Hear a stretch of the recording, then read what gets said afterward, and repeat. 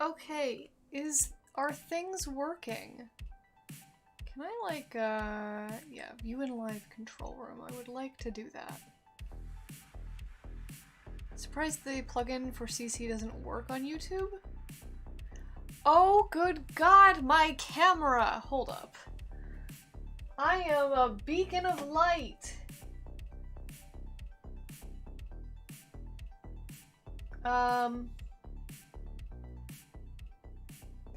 Hold on. Video. Configure. Turn that exposure down just a tad. There we go. I think that's fine. Save. Okay.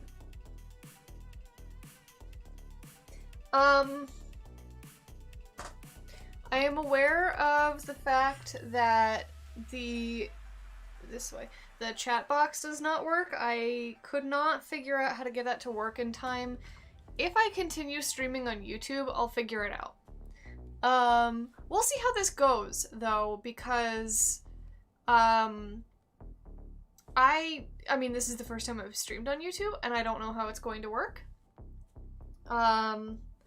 But if it works well and I enjoy it, also I should maybe move the mic a little bit closer to my face. Oh, I'm sorry for that noise.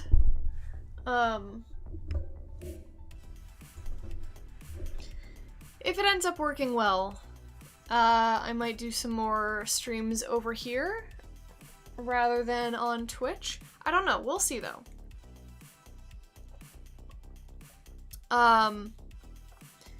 Fix up in-stream chat.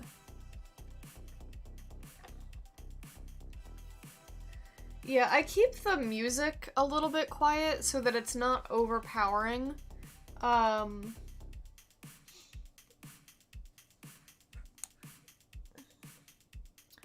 is working. Muffin is undeployed.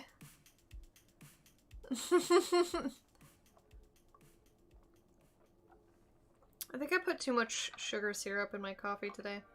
I was like, I'm in a rush. I'm not going to use a measuring spoon.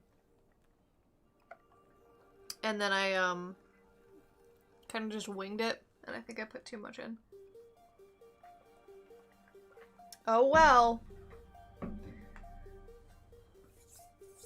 So, today we have...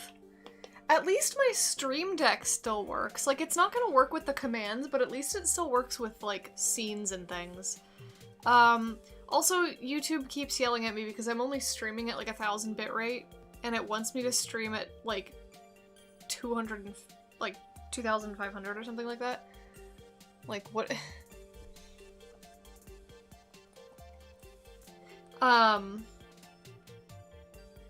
See, now for me, the music's really loud. I'm gonna turn that down a minute.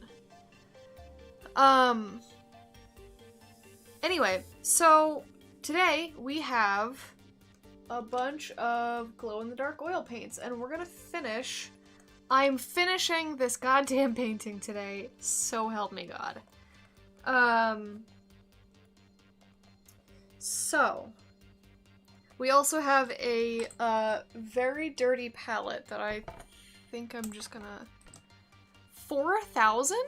Actually need to go higher than the 2,500 bit recommended for YouTube because it'll downgrade the stream below that. Really?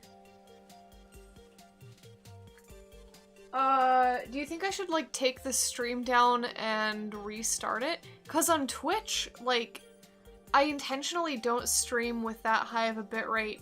A, because, internet reasons. But also B, like, I don't think Twitch supports that so well. Hi, baby. Hello, baby. Do you want to be part of the stream? Do you want to be part of the painting? I'm good for today? Okay. Oh, sweetie. Ah! Goodbye. Well. Twitch definitely does not support that, yeah.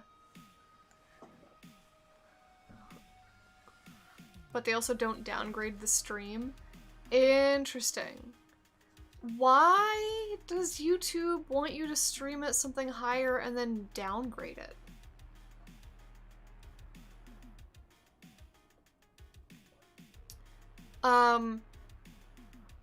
Also, hello anybody who is finding this on their YouTube homepage, maybe? I don't know. I don't know if this is, like, up anywhere. This is the first time I'm streaming on YouTube.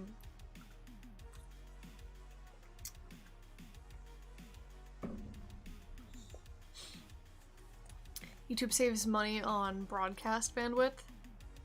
Right, but like then why do they want you to upload at a higher bitrate in the first place anyway? They'd rather you spend it on upload bandwidth instead. I mean, I guess? I don't know, I'd rather just like upload at 1,000 and stream at 1,000 rather than like upload at 2,500 and stream it, you know, whatever the fuck they downgrade it to. I'm debating whether or not I should actually clean my palette, because the thing is, I'm gonna have to like mix on top of this. Can I, is that doable on top of the, I feel like I'm gonna get like tacky bits in my, we're gonna try to scrape the palette clean, at least some of it.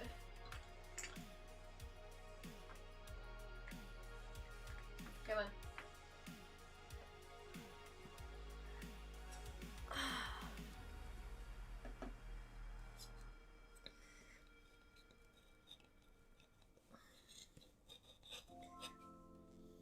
Do you want a palette scraping stream? Yeah, let's see if I can do this.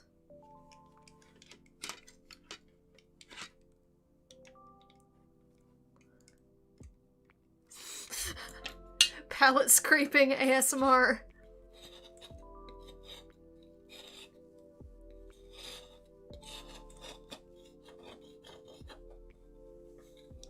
See, I don't think this paint is all dry enough for me to scrape it is the problem.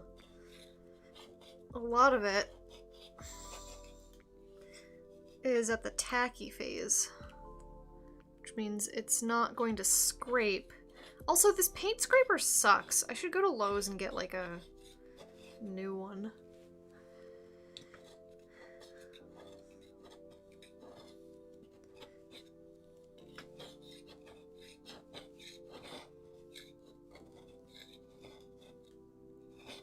Weirdly enough, actually, the really thick parts of the paint are coming off way easier than the thin ones. I thought it would have been the other way around because the thin ones are drier.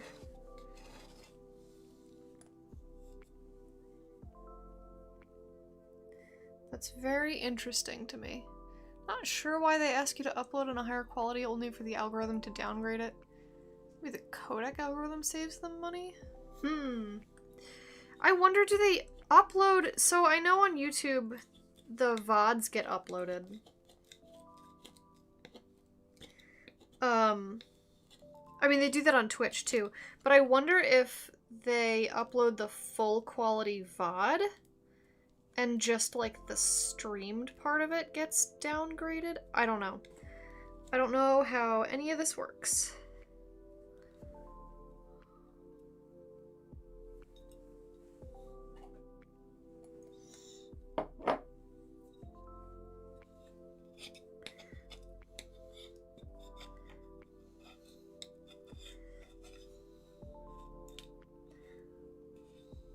Here. Okay, I need a tissue. I need a tissue for all of the paint boogers that are coming up.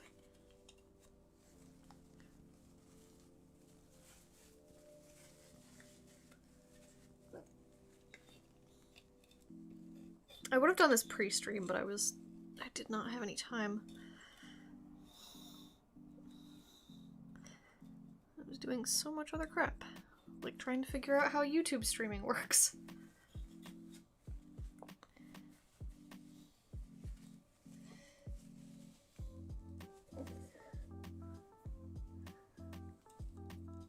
Barry onto YouTube. What will she do?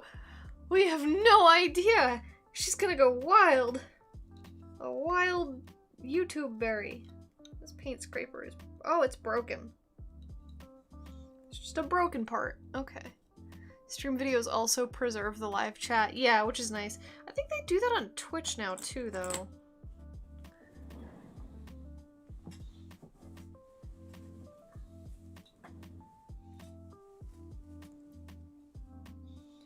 I wonder if I... This is gonna be a dumb fucking idea.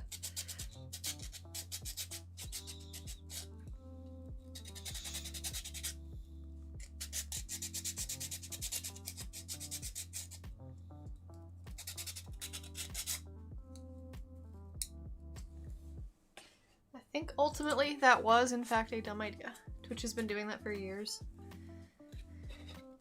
I know they didn't used to. And then they added it, which was kind of neat.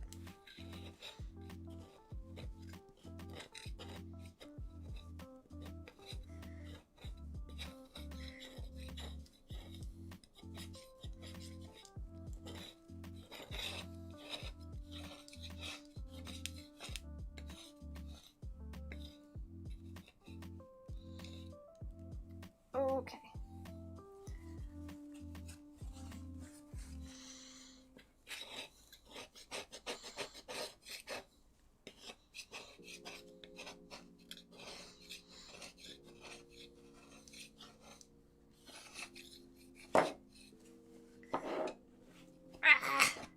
Paint.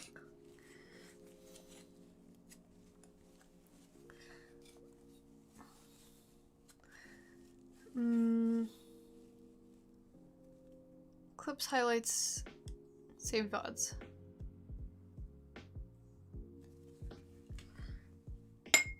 Oh my goodness.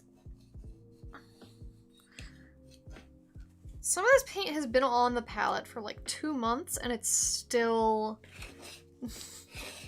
it's still wet. That's kind of absurd to me.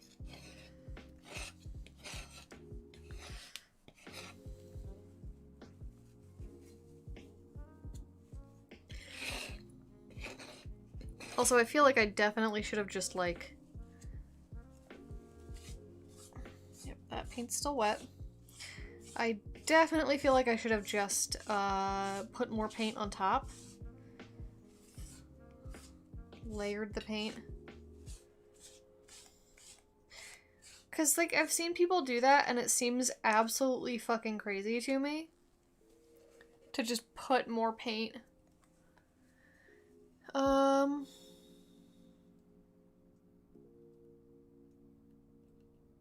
Once they can nuke chat for all clips, or if a clip is old enough the chat is removed. I see.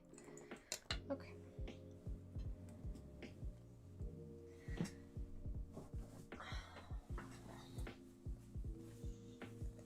Now for the mildly gross part.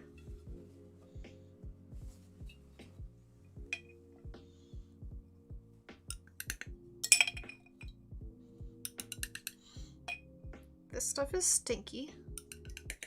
I kind of want to open a window. It's actually really freaking nice out. I might open the window.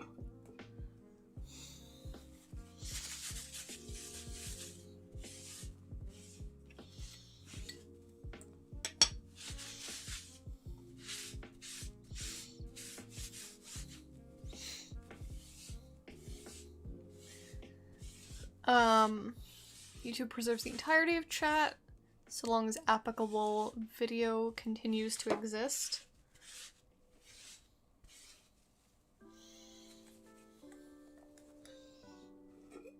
Alright, need more Gamsol.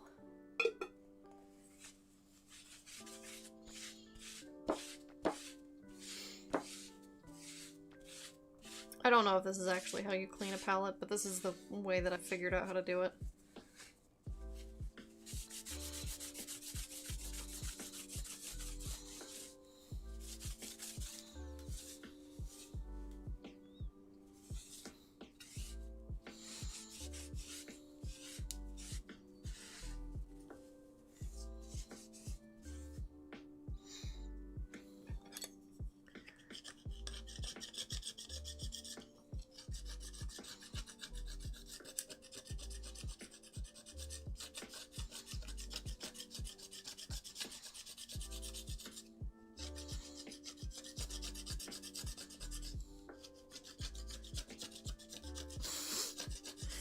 This is unintentional ASMR.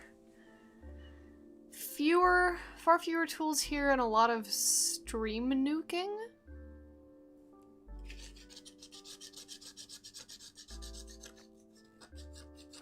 What is stream nuking?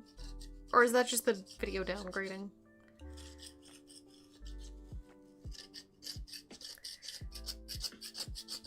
Or does YouTube just, like, take down streams for no reason?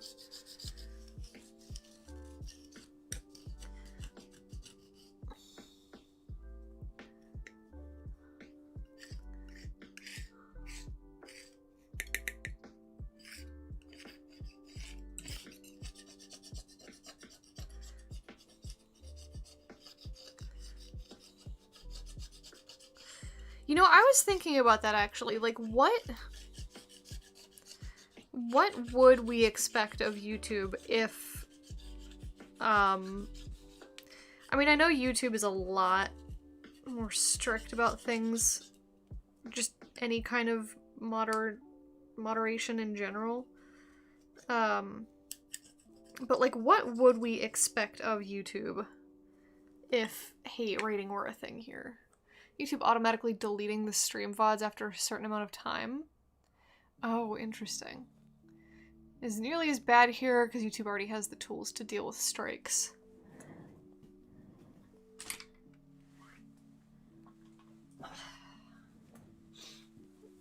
So fewer DMCA claims.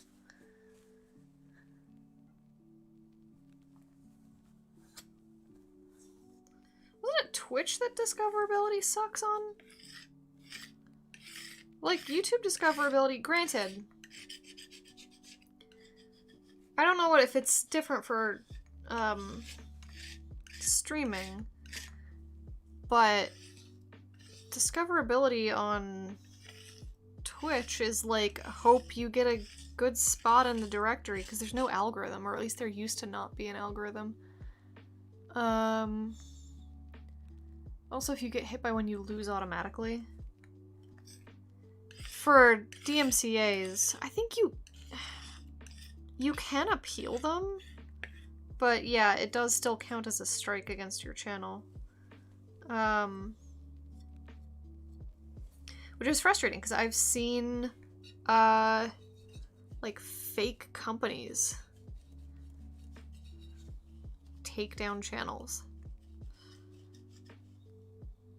Twitch won't advertise your stream on front page unless you're huge. Yeah.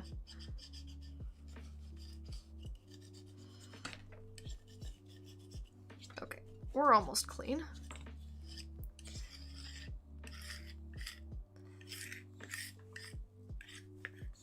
That's it, that's the stream. We cleaned a whole paint palette today.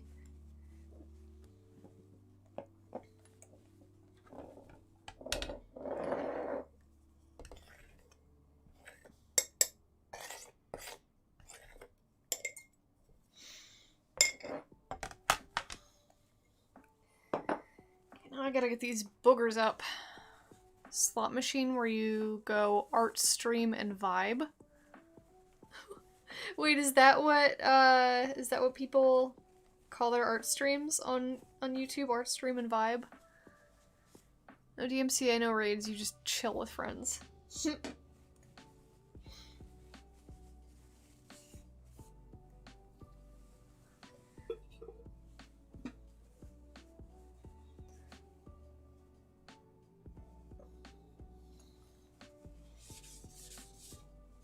I mean, the music that I'm using here on this stream is music that I use in the background of my regular YouTube videos, and it's also music that's been specifically written by people who, like, are not going to DMC a takedown. Like, it's specifically written for streamers and YouTubers and such. So, I'm not worried about that.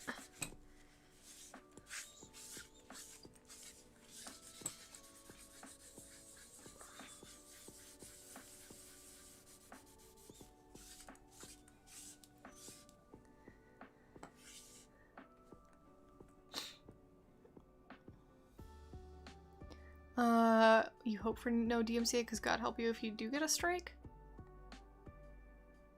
One strike during a stream means you lose streaming privileges for some amount of time.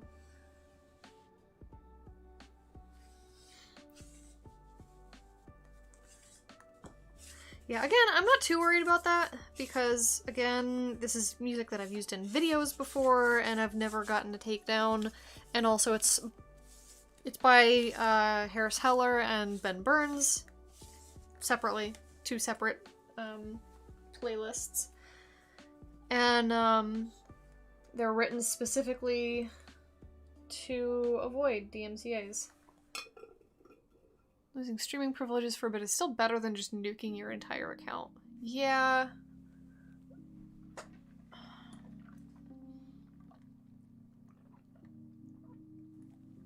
Okay. We have successfully... Oh, Jesus. Oh, Jesus. Okay. Can we go back to...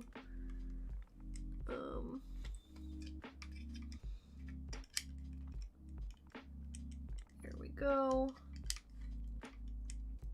Trying to get this webcam situated.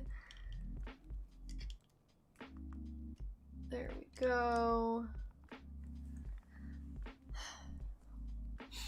And how companies do DMCA, the real problem is how ill-fitted copyright is. Yeah.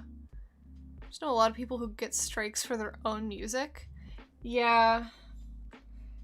I feel like, okay, if you appeal a DMCA strike, like, do you get your shit back? If you're like, yo, I literally made this music, do you get your stuff back? Alright, so we have a bunch of glow-in-the-dark not watercolors, these are oil paints. We have a bunch of glow-in-the-dark oil paints, but before I use them, I want to fix this hair, because I don't like how I painted this hair. So we're going to move all of these out of the way. We're just going to move them over here for now.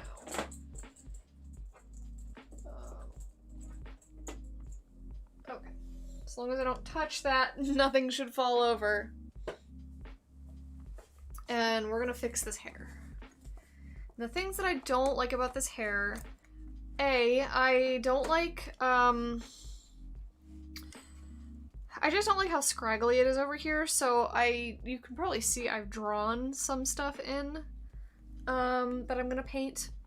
And then B, I don't like how dark this strand is right here, so I'm gonna lighten that up. So we want phthalo green, cobalt blue, maybe some phthalo blue. God, these oil paints are exploding everywhere. Maybe some sky blue. And then I'll get lemon yellow out for shits. All peeling and winning does is let the strike expire after 30 days. That's 30 days, really. Hey, this was provably false. You're still gonna punish me for a month.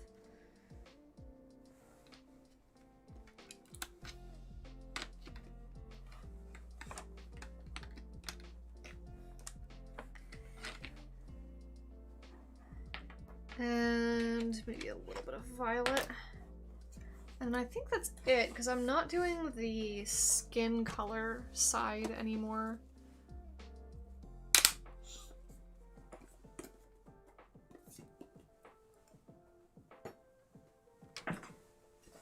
Alright. I also wanted to film this like a good YouTuber.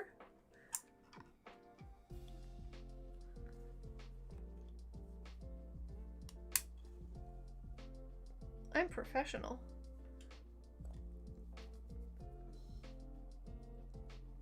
Oh, the camera. Alright. I'm gonna need to turn this light on and reconfigure. Yeah. I'm gonna need to reconfigure both of my webcams real quick.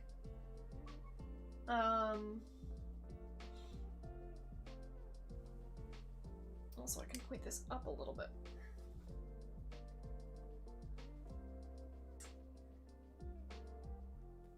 Google's version. It only applies to cases that are provably false, which literally hasn't happened yet. Oh. Alright.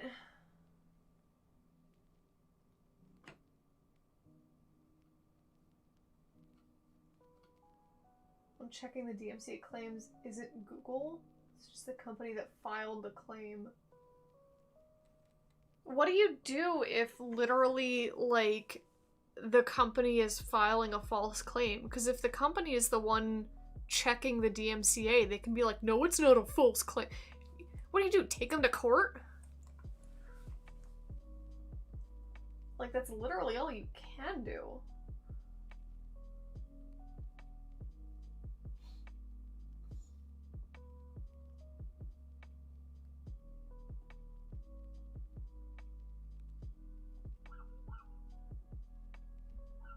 Yeah, let's do this. Actually, let's do this because I kind of want to open the window. Let me...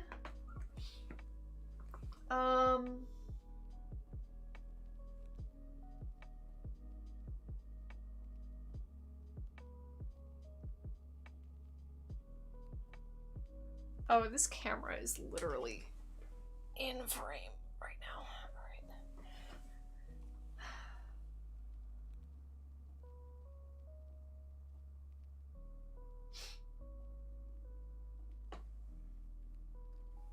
Alright. I made this and I own the rights, cannot lose in court without provable court cheating. Really, everything is kind of bad for streaming right now? Yeah. Alright, I'm gonna open the window so that I don't fumigate myself. I'm also gonna turn this fan on. Apologies if you hear the fan.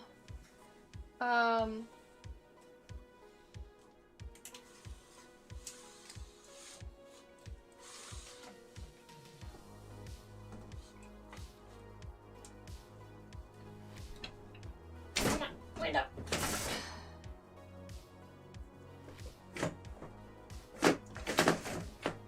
Man. I cannot wait until we replace the windows in this house. I hate these windows. Alright, if you hear the sounds of the outside, no you don't.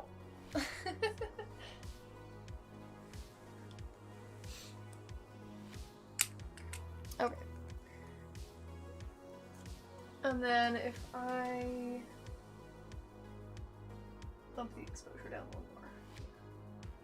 So I opened the window, but I kept the blinds closed because privacy. And that's more like you can see out the window with this view right now, so the blinds are shut. But at the very least there will be fresh air coming in, and it's not like it's cicada season. That's fair. I don't know. I kind of like cicada season. Just not this year. This year was too many cicada. That Brood 10 dough. Okay, so now that I'm not gonna fumigate myself, I need another tissue.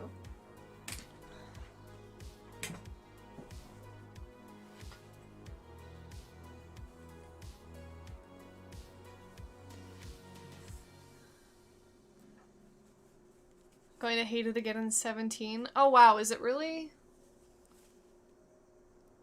Yeah, it's every 17 years. I feel like by then, I'm gonna have forgotten about it. And then, when Brood 11 starts trending on whatever the 2030, whatever the fuck version of Twitter is, I'm gonna be like, oh no! Oh, Jesus. Okay. First off, let's not put that smack dab in the middle there. Let's put that up here like a reasonable cookie. Secondly, there's just a what? You know what? No, I'm gonna keep that there because that's protecting the under stuff. What happens in 17 years? The next brood of underground cicadas hatches.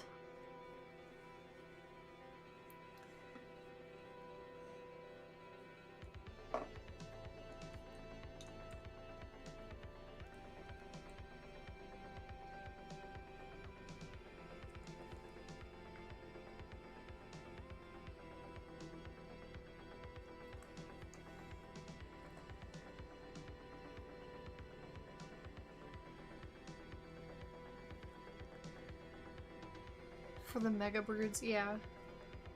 Cause there's the annual ones, and they just exist. In fact, I'm pretty sure I can still hear them. Very far away. What was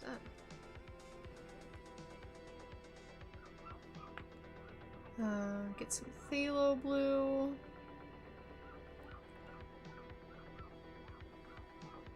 I'm so sorry if you can hear the dog.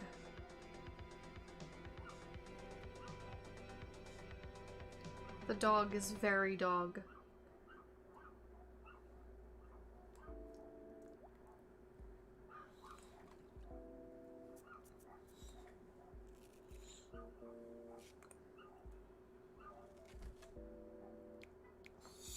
Borkin.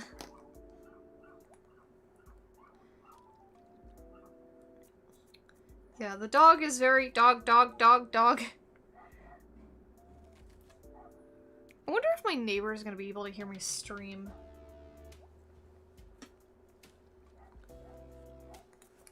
Since I've got the window open. That would be weird.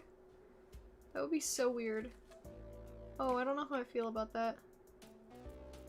Also, this tube of paint is maybe dried up. That's no good. Oh, okay. We're fine.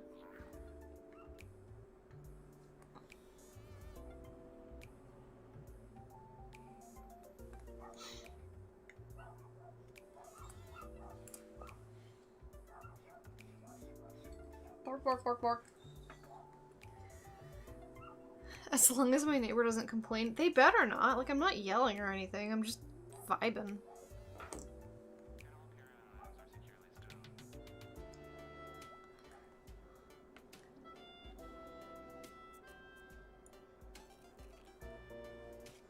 Hello, police. I would like to report somebody painting and chilling. Yeah, that's right. Painting and chilling. Nothing exists on the other side of the window but air and a working Naka and ogre. That would be if I built a window that reached into the other office. Naka and I were joking about that when we first moved into this house, because we lived in a one-bedroom apartment before this house, and our desks were right next to each other. And we were both like, I don't know what to do if I'm not, like, literally working right next to you. Like, this is weird and secluded and lonely. We should build a window between our offices, because our offices now share a wall. And, like, obviously we weren't gonna do that because it would have been a logistical nightmare, both in terms of construction and in terms of, like, Naka recording and, like, having reasonable soundproofing while he's recording, and also me, like, not having to hear every fucking word he says when he records. So, like, obviously that was a joke that we never followed up on. But now we're both like, why did we ever think a window to hug through? Oh, that's adorable. But now we're both like, why did we ever even think that was, like... We never actually thought it was reasonable, but it was reasonable enough to joke about. And we're both now like, why would we ever think about that? Like, we're both like, if there was an inescapable window in between these two walls, like, I think we would just snap and like go murder each other.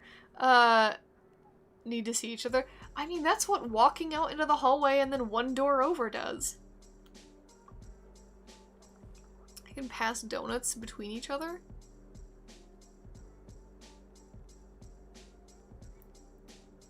I don't know if we have donuts in the house often enough for that. Also, it makes me want donuts. I feel like my brain just shut down due to the fact that I want donuts.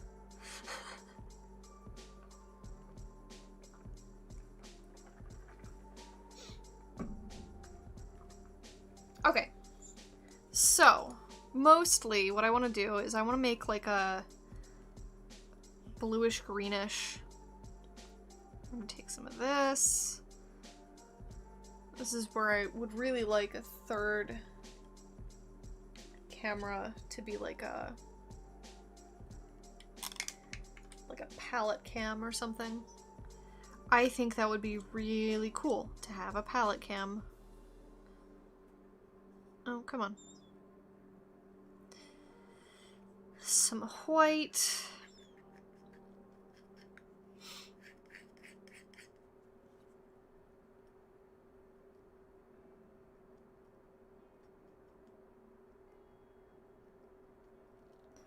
Okay. I don't think this is quite what I'm going for.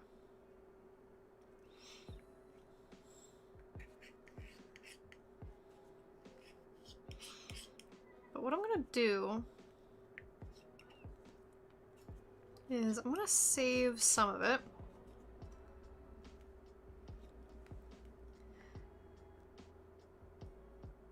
Do not toss Muffin around. Oh no, oh poor Muffin being yeeted through a window repeatedly. Okay, so I'm gonna save some of this and then I'm gonna use half of it and make like a darker version with the phthalo blue.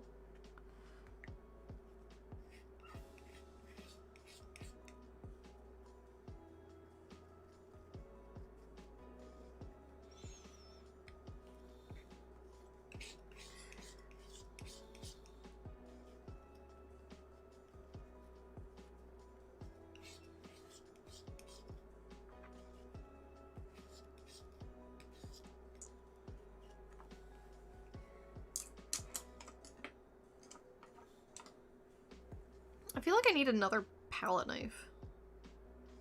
So I feel like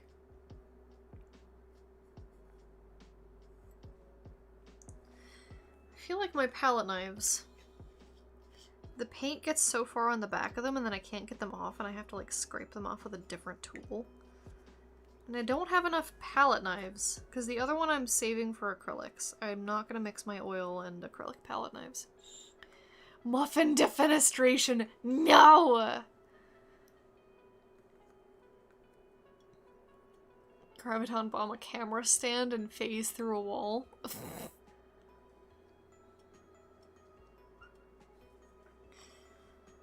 Alright, I think a little bit more green.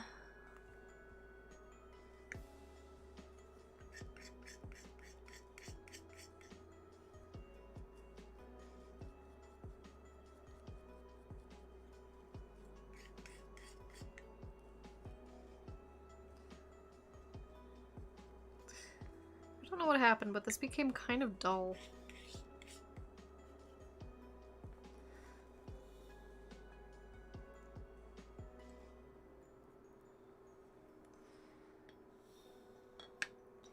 Alright, let's see.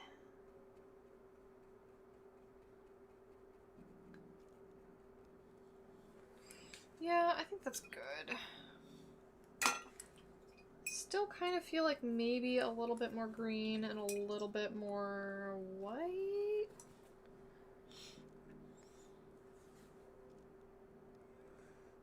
Let's do a bit more white. And a bit more green.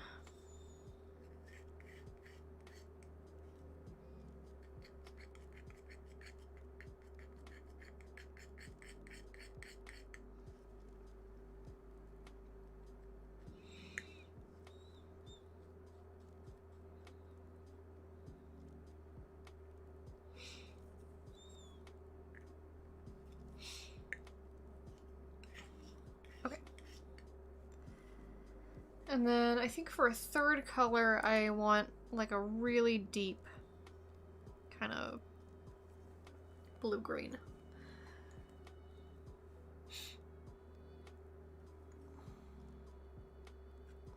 So I'm gonna grab a bunch of phthalo green, phthalo blue, maybe a teeny bit of violet. Just to add that extra bit of depth.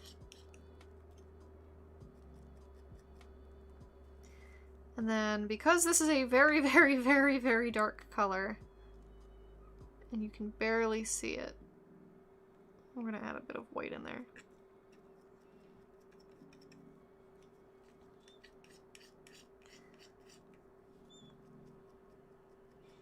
Just enough that it becomes, like, actually visible as a color and not, like, perceivably black.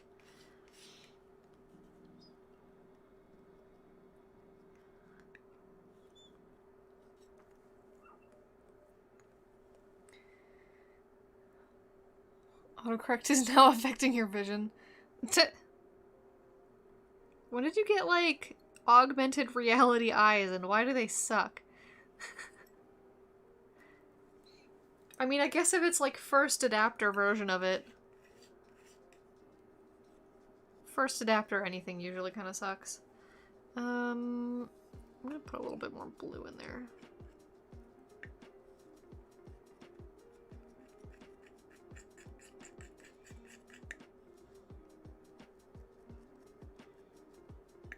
The ring light, literally right next to my eyes, is kind of murdering my color perception right now. But I need it because my camera's exposure settings are butts.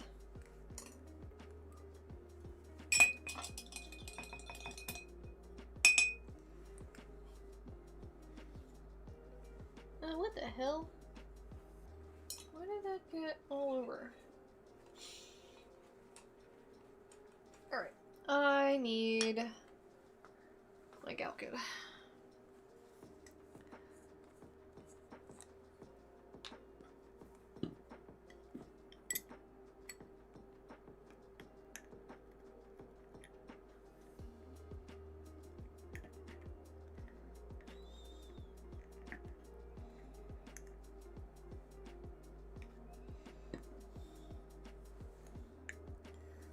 Which for some reason continues to be underneath a full layer of dried Galkid. Ooh, that paint got in the Galkid. That's not good.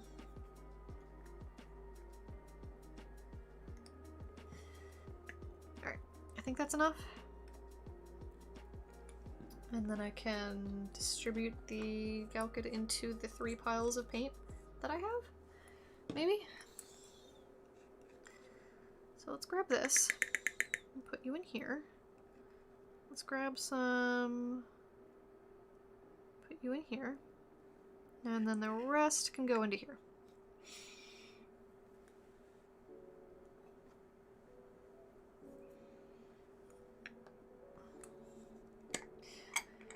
All the perceiving able to detect Muffin Mischief hours before it happens.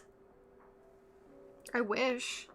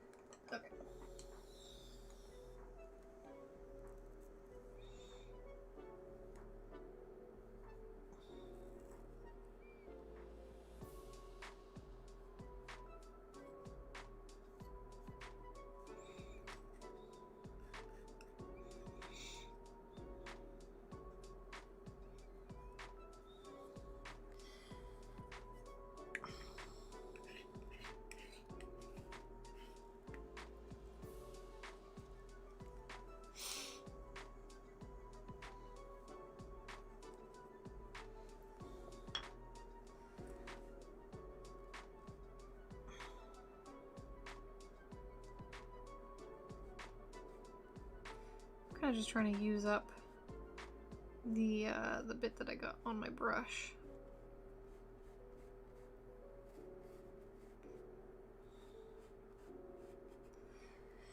Okay.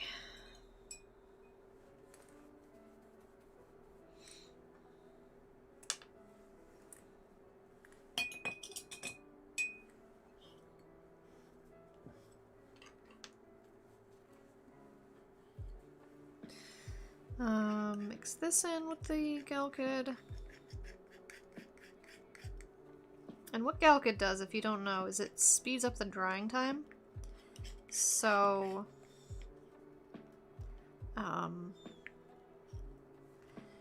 things that will take a couple days should only take like 1 or 2, and then things that'll take weeks take something less than that.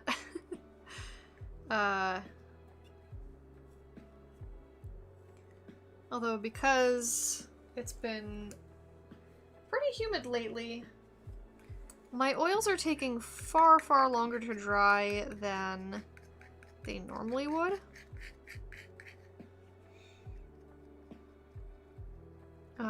Which has been kind of annoying. I'm not gonna lie. Oh, jeez, I just got paint.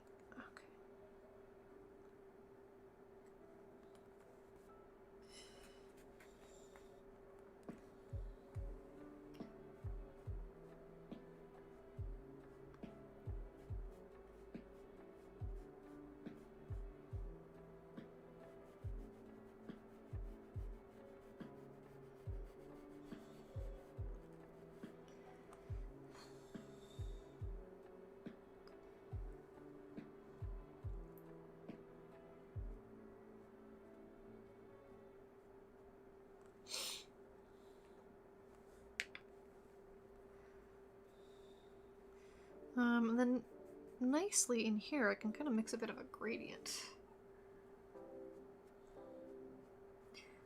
You also, when you're oil painting, you want to follow a, I guess like a system called fat over lean, which means, in order to prevent cracking, you want to add less solvent and more medium. So like Galkid is a medium as you build up layers. So you want the fatter layers, the ones with more oil in them, to be on top of the thinner layers, which are the ones with more solvent in them.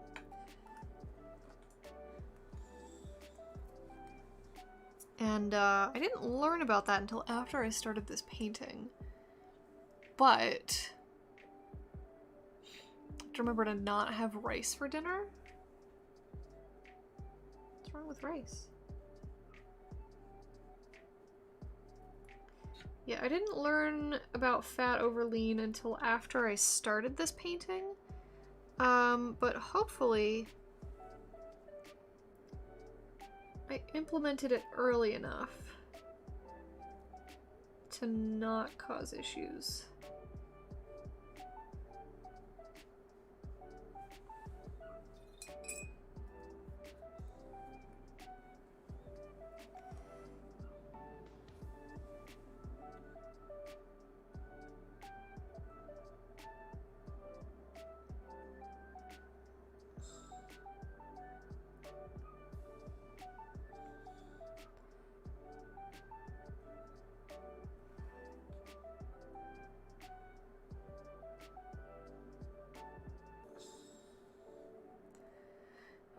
For dinner 3 days in a row, gotta change it up. I tend to make large batches of the same thing and have them for like 3 or 4 days in a row. So to me, that's like kind of normal.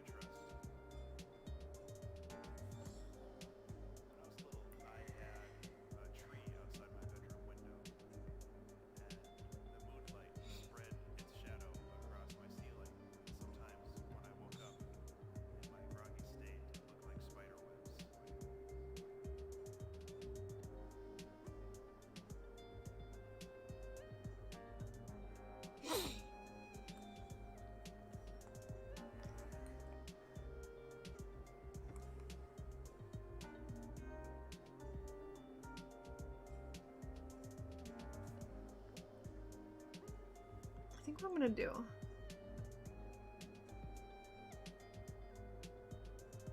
I'm going to add in another strand that kind of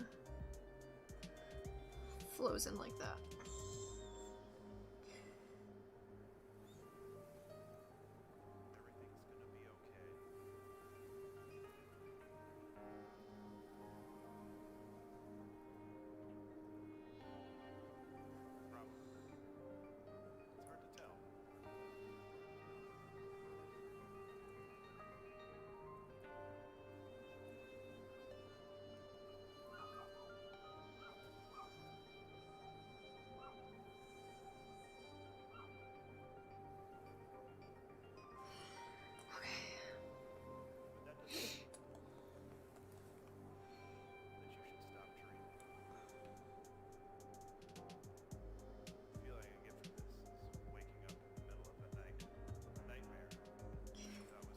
It's looking better now that it's blue-green rather than like blue-blue or purpley-blue.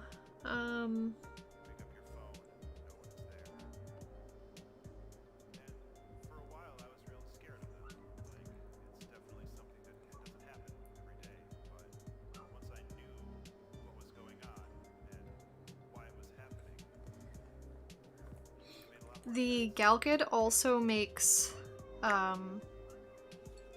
the paint a bit more transparent, which means that you can build up layers, and those typically look better than just like one flat paint color.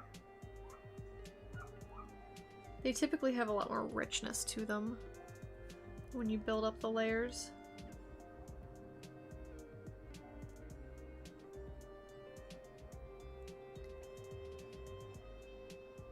Trying to get this, I think I might have to tilt the canvas like this to get this the way that I want it to.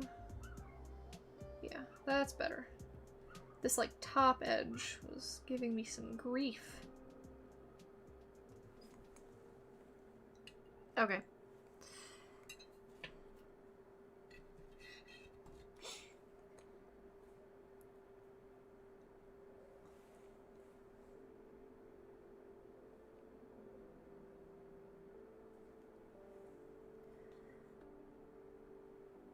And then I added a new tuft of hair up here,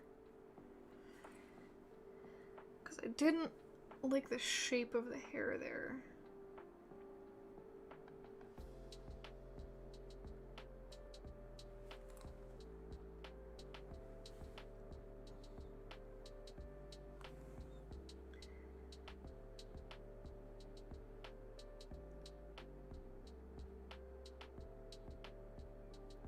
It's my painting, so I do what I want.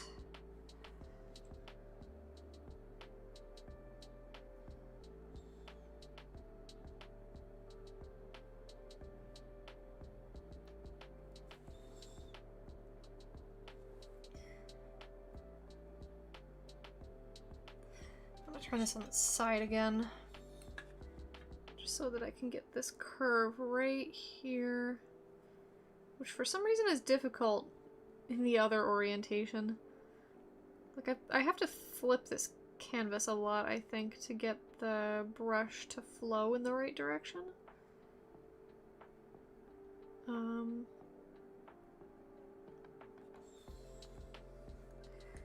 might do a little bit of like a gradient down here.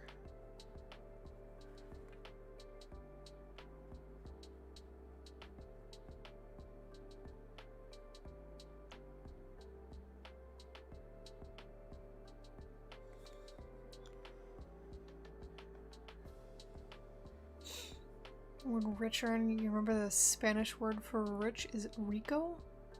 Huh.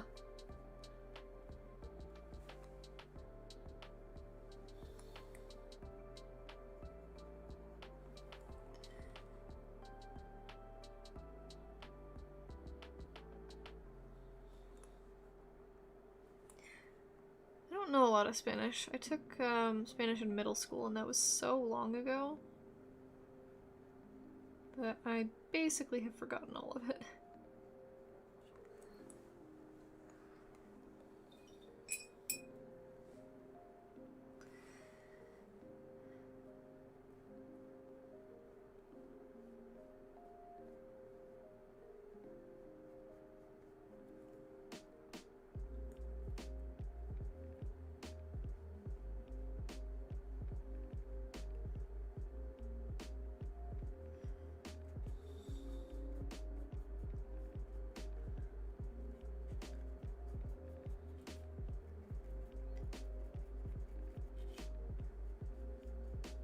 I hope my head is not getting too far into frame.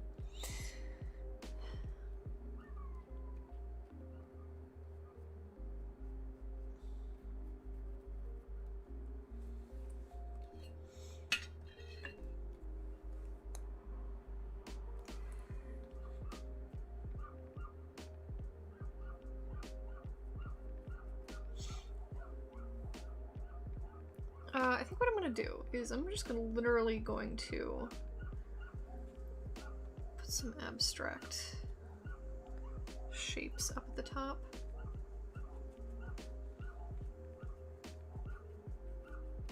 To kind of blend it.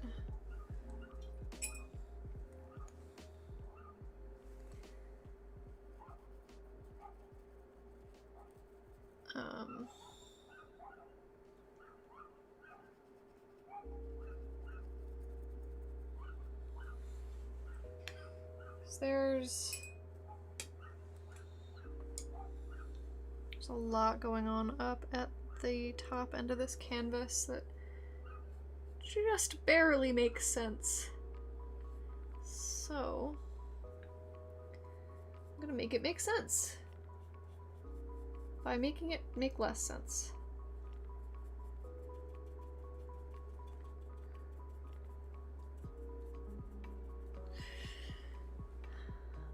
Okay, if you're gonna speak Spanish, know that I cannot understand a thing you're saying.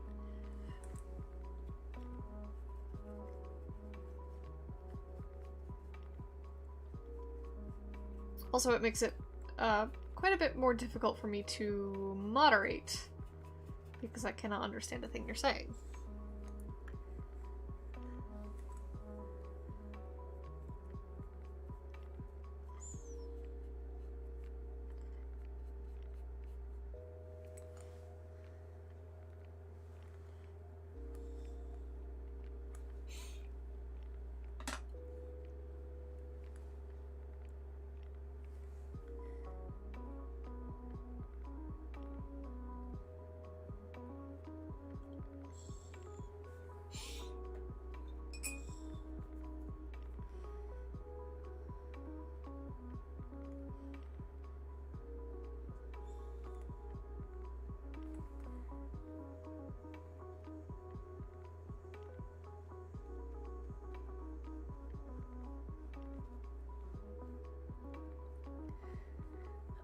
You did live in Cali, you'd know more Spanish than you do.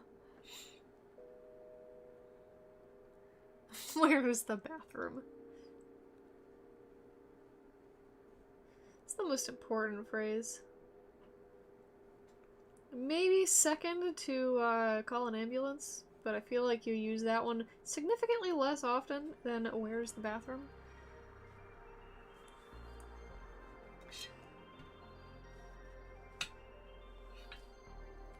Okay, you know what I'm not a fan of, actually? The way these loops loop up right here doesn't make much sense. So, I think what I'm gonna do...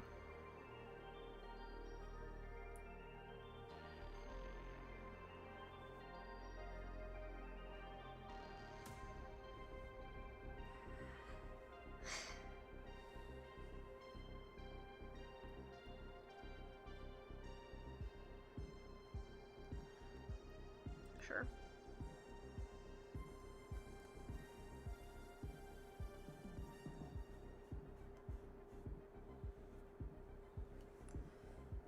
It's this, like, top bit of the hairline right here that's giving me a ton of grief.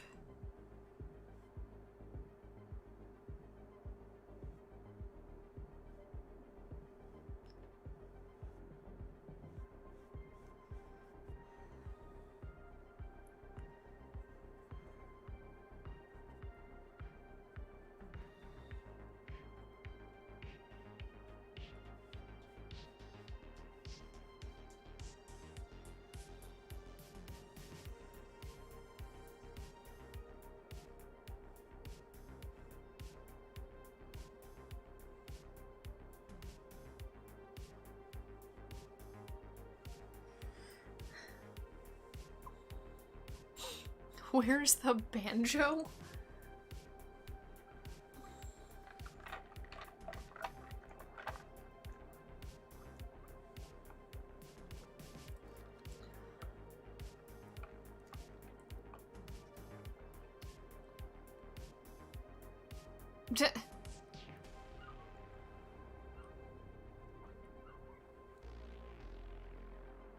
How often do you ask where a banjo is? Like in any language, really.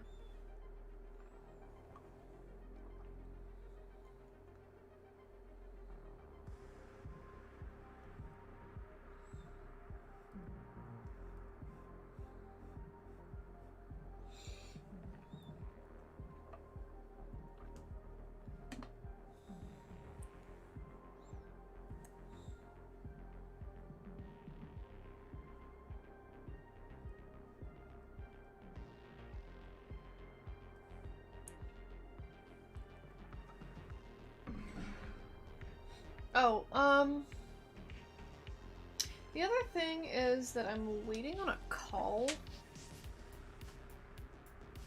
to schedule a imaging test. I don't know if that's gonna happen today because we're waiting on insurance to clear the test, which, you know, is always fun.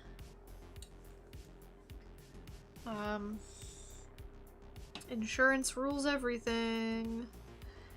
But if my phone starts ringing, I'm gonna have to answer it. Unless it's, like, very obviously a spam call, like some rando in Arkansas or something. I don't know why I've been getting a lot of calls from Arkansas.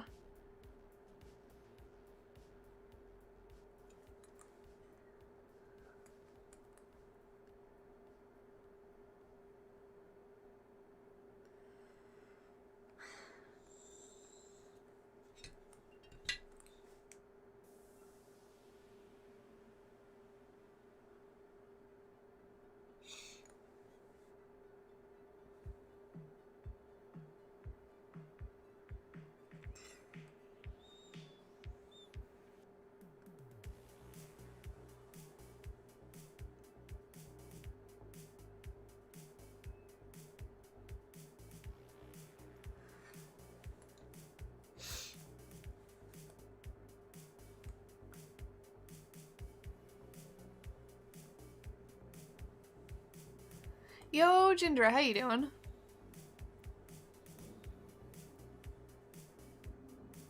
Let's get some more Gamsol in there, and then get some more Galkid in here.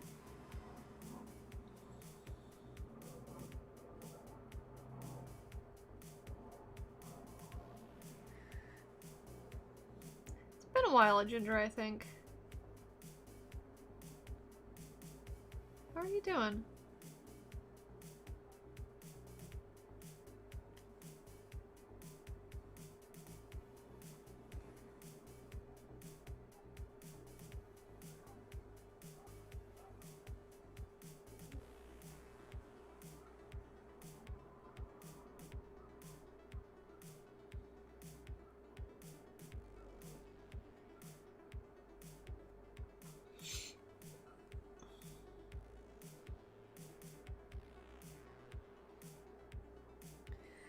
Sleepy?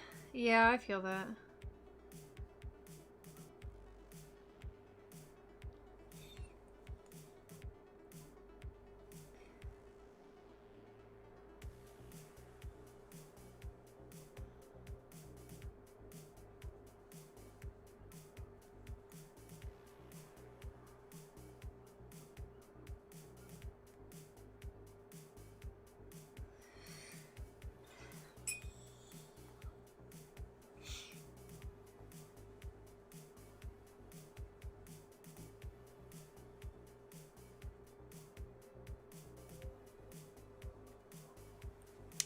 Camera. Alright. I mean, to be fair, camera, I am repainting the same thing for like the 5th time because I'm indecisive and a mess. That gives you no right to turn off randomly.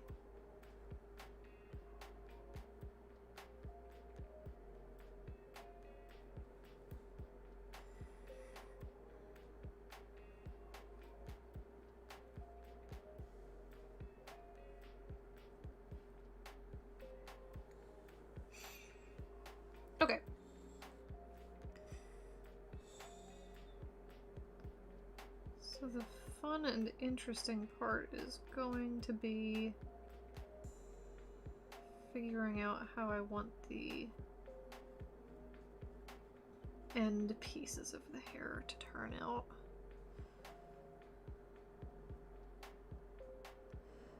Oh, that's a lot of paint. That's a big glob of paint.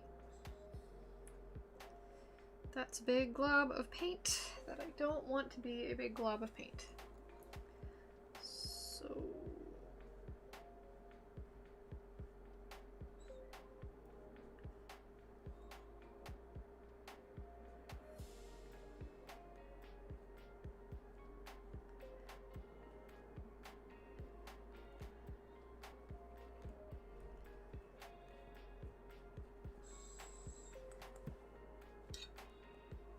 Square Enix is presenting at the Tokyo Game Show?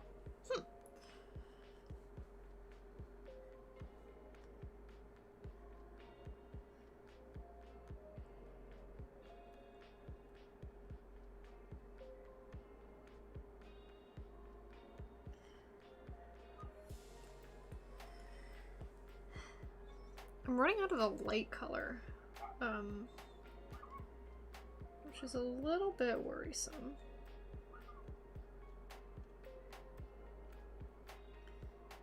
Seeing as how I'm actually using quite a bit of it.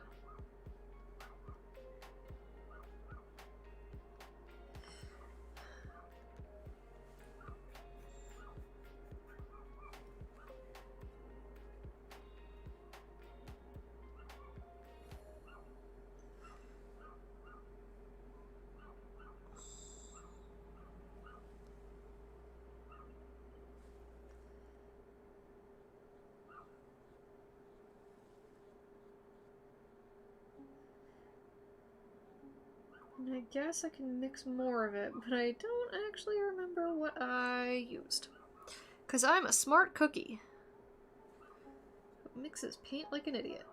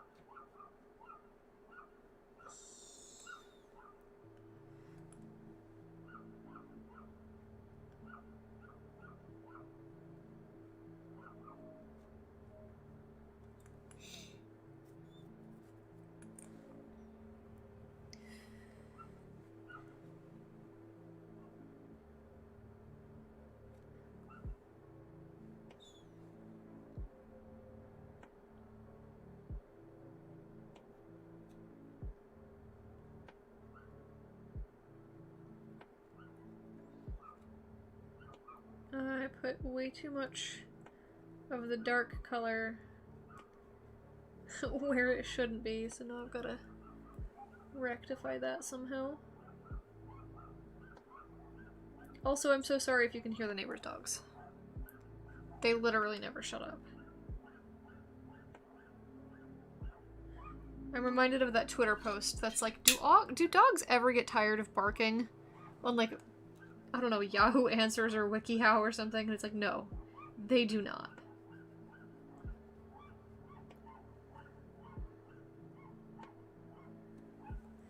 Very clearly, they do not.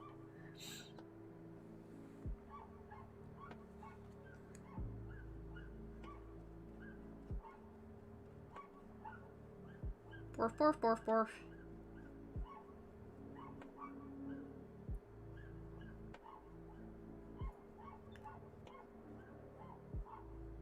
Beef borf.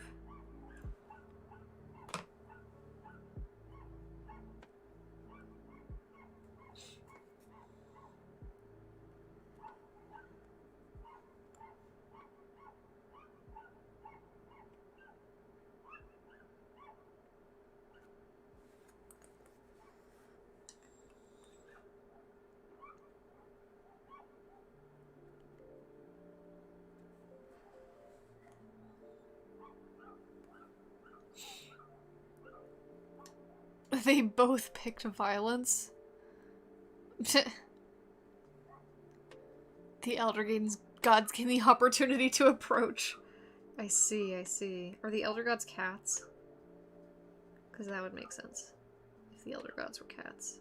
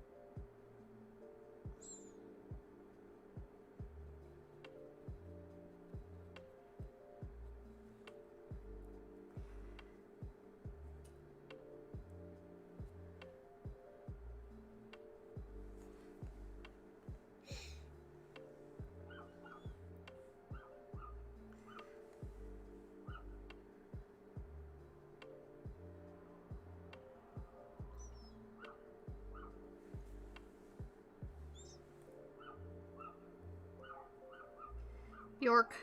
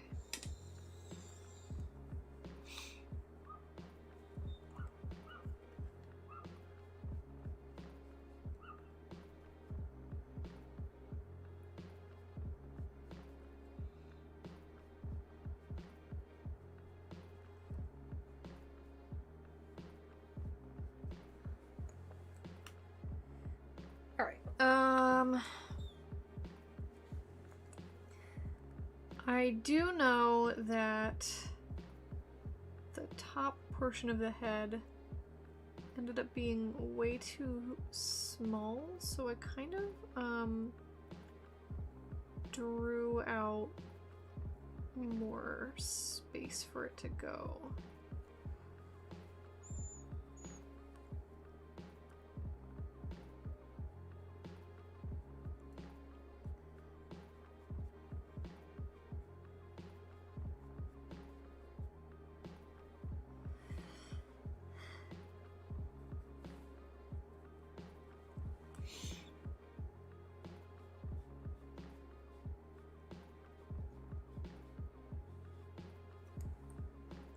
And I'm wondering if I should be using a different brush, because this one, at the very least, comes to more of a point. Not that that point stays together particularly well. Yeah, no, I like this brush less. I really don't. I don't like this brush. I want it to come to a point, And it sort of does until I put paint on it, and then it suddenly doesn't. Just a regular size 12 round brush, and it's not... It's not usable with oils the way that my round brushes are usable with, like, watercolors and gouache. So it's quite annoying.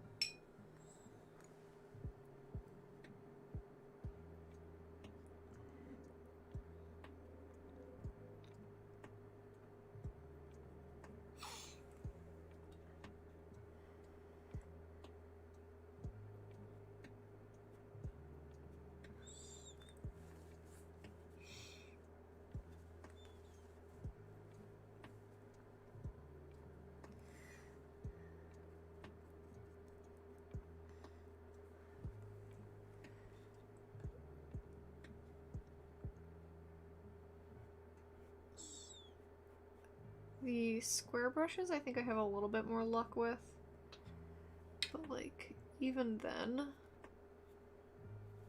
I feel like only marginally so.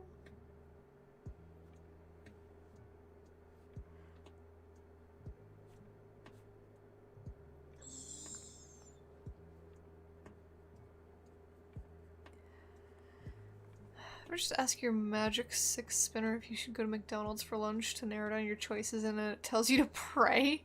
What? I can safely say I've never had that happen.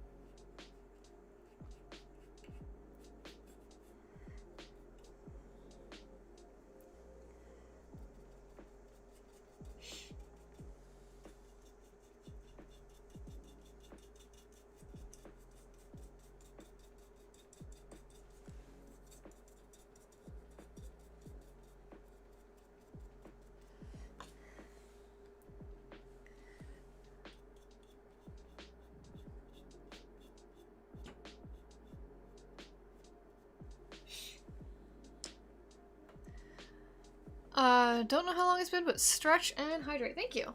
I will do that. I will hydrate with water instead of with coffee.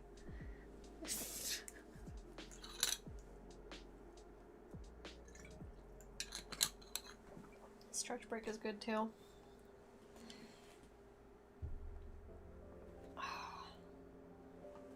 Yeah, stretch break is good. Alright, let's try to...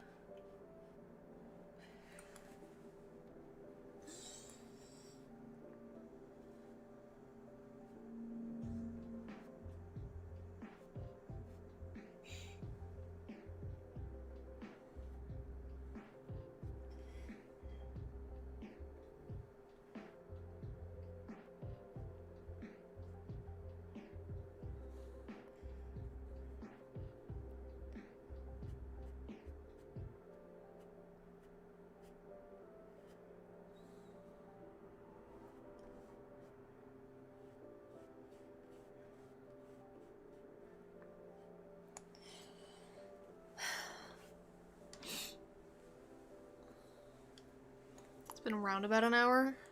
That sounds right.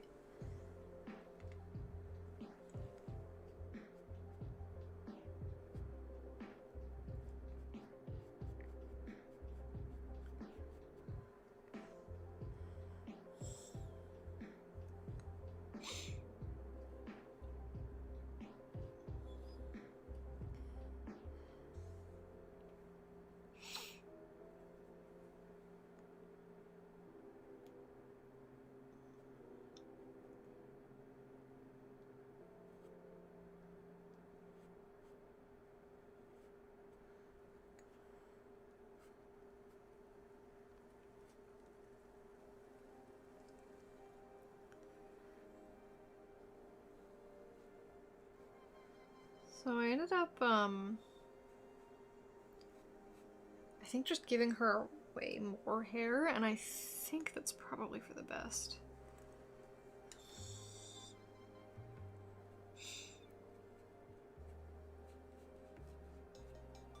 And like, hopefully as it,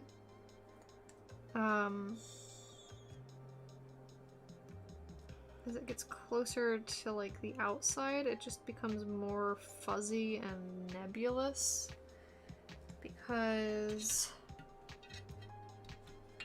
that's what it would end up doing, I think.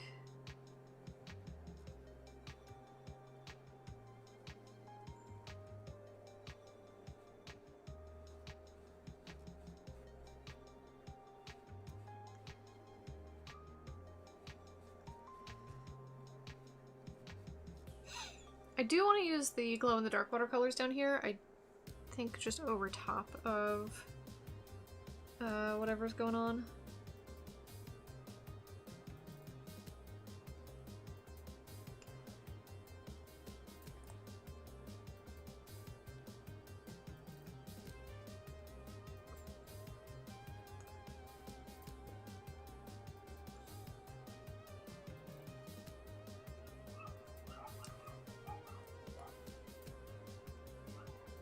Yonk. York.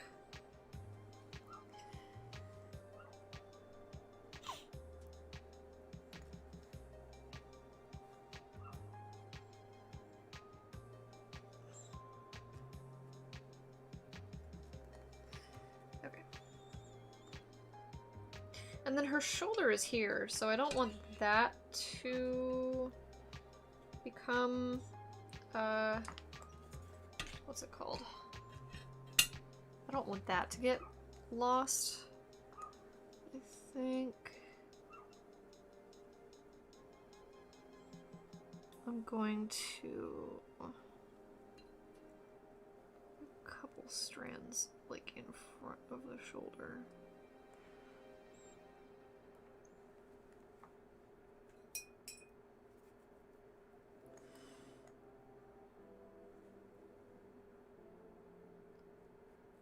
And then like a little bit on her eye and eyebrow, I think, just to like turn it more green, because it kind of got, like, the colors got muddy.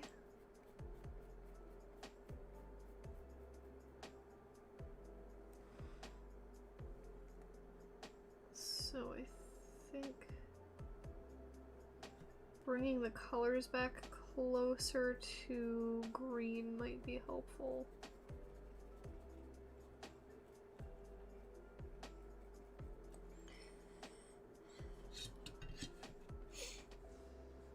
That might have been less than helpful though, actually.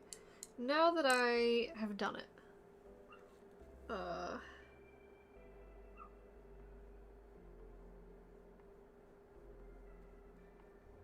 What's nice about oils is that I can kind of just wipe it away if I don't like it though.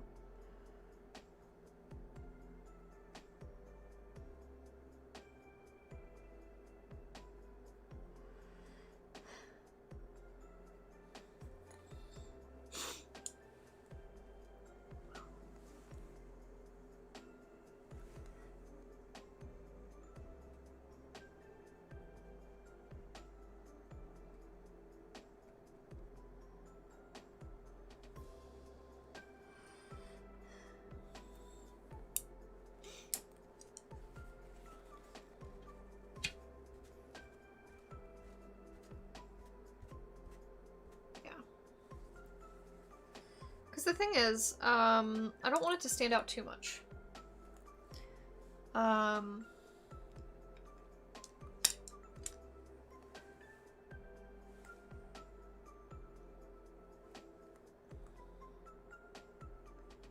think it might end up standing out too much.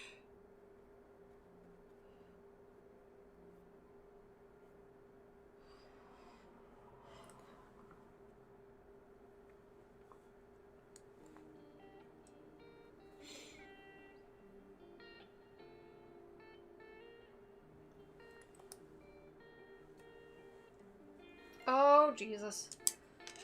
Oh, jeez. Okay. Okay. Nope, no, no, no, nope, nope. Not today, Satan.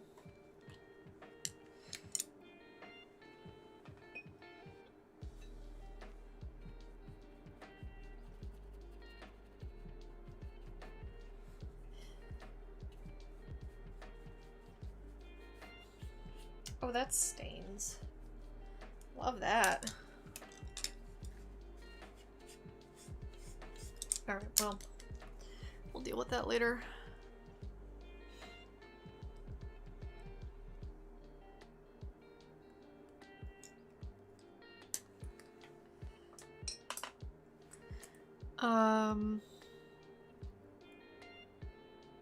It's exactly on the line of 4 and 5.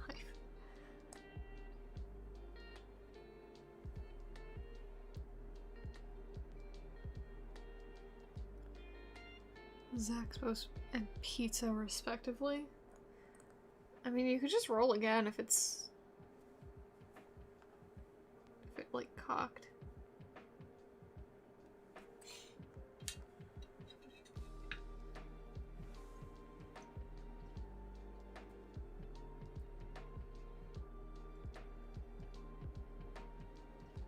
You could get...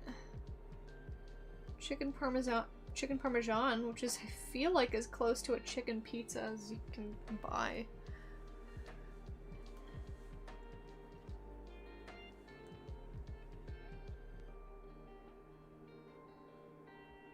Is chicken parm chicken pizza? Because I feel like chicken parm is chicken pizza. Although they do make pizzas with chicken on them.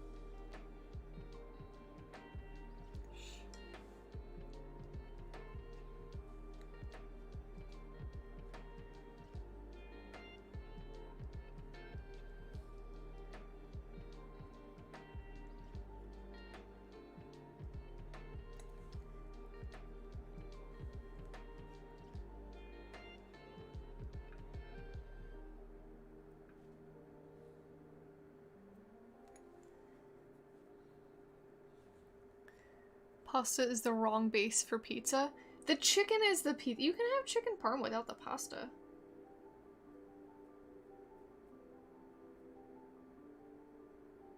The chicken is the pizza crust.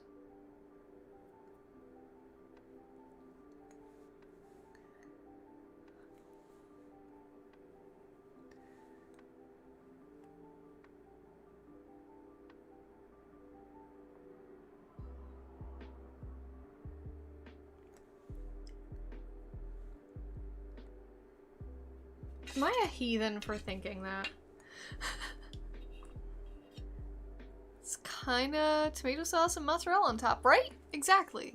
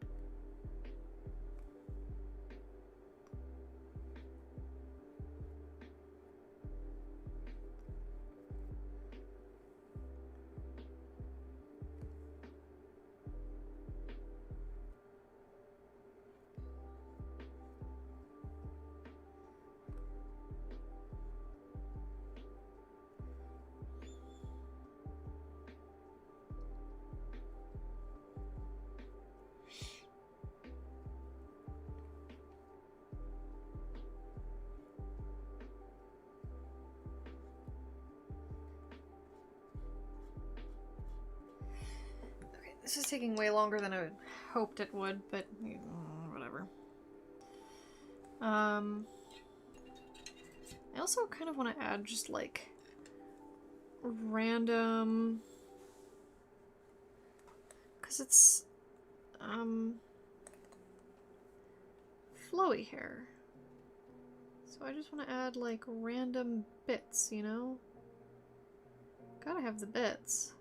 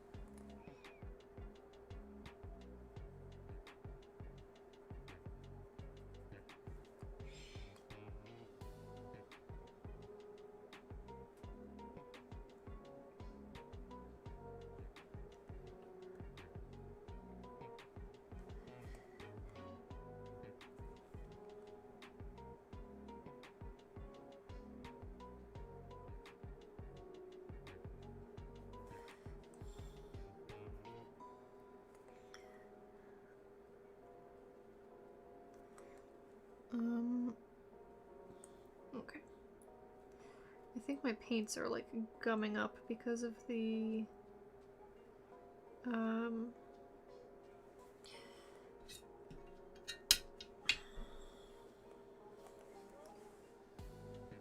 Gamsol.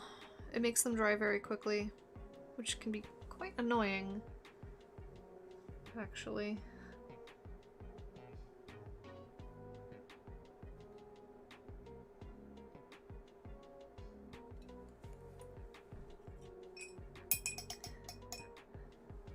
Hot dog with chicken as the bun? That sounds like solid death.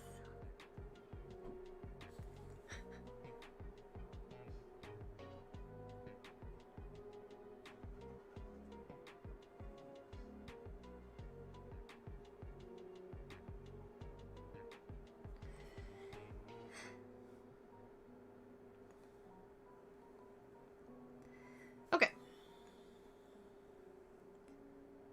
One more.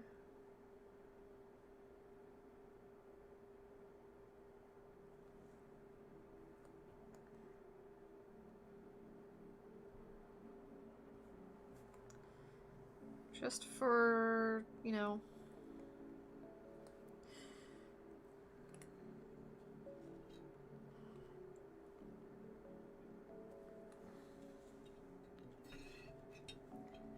I think I need...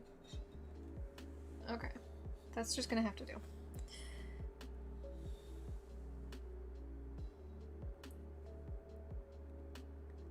Because I need to paint this top bit.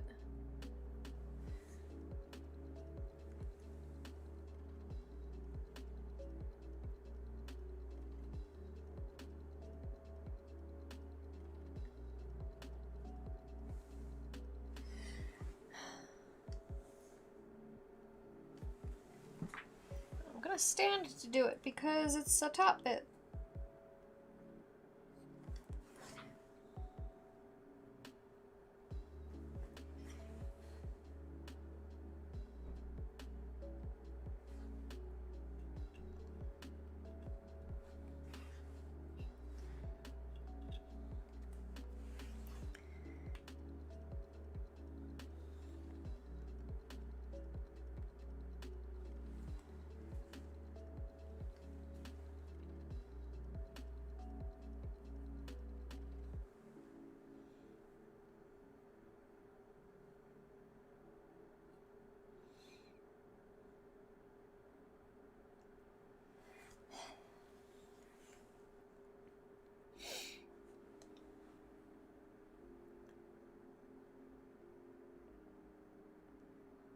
I would really, really like the brush to like actually put the paint down where I want it to put the paint down.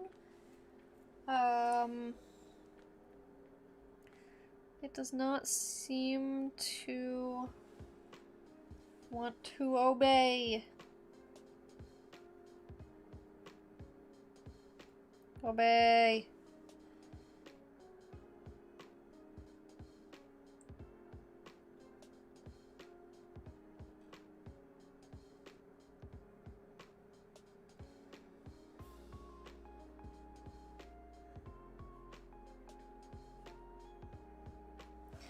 Obey.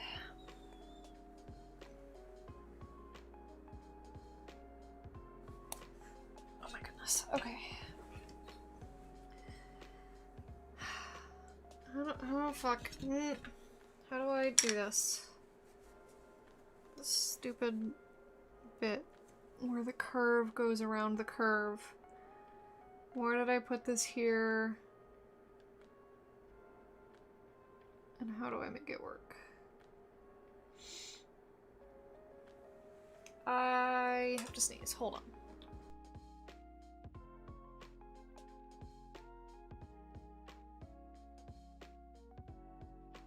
Oil paint all over my hands. Oh god.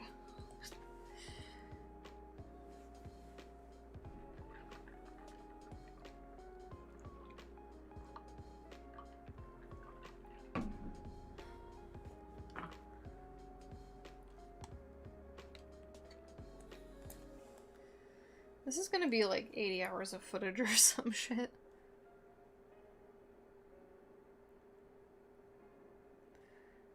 Like, it feels like I've been working on this for... I kind of have been working on this for months, actually. And I'm very ready to not be working on this anymore. I really want to finish this stream. I don't know if that's gonna happen. It's already like 12:30. Which means I've got to pick up the pace if I want to finish this stream.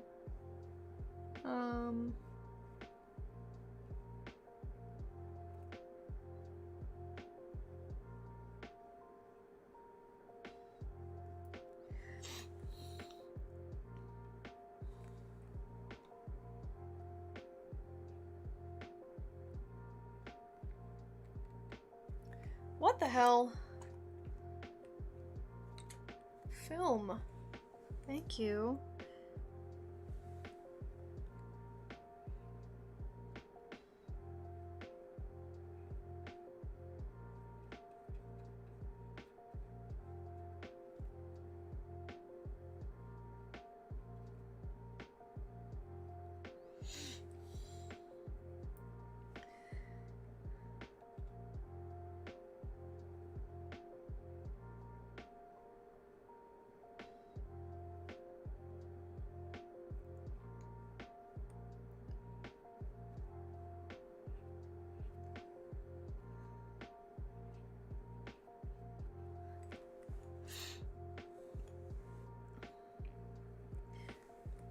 I mean, I know there's no rush from y'all. It's more on my own end. I'm kind of... I want to be done with this painting. You know? I want to finish it.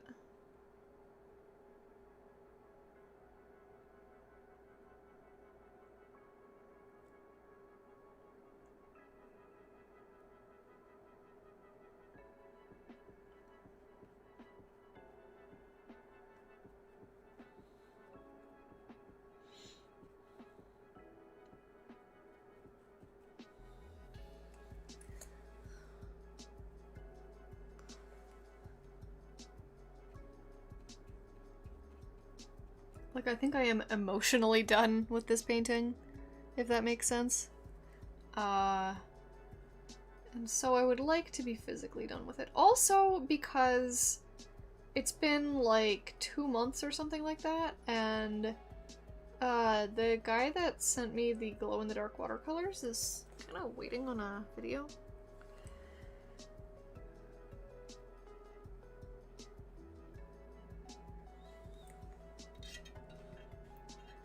So if I can expedite this process just a tiny bit.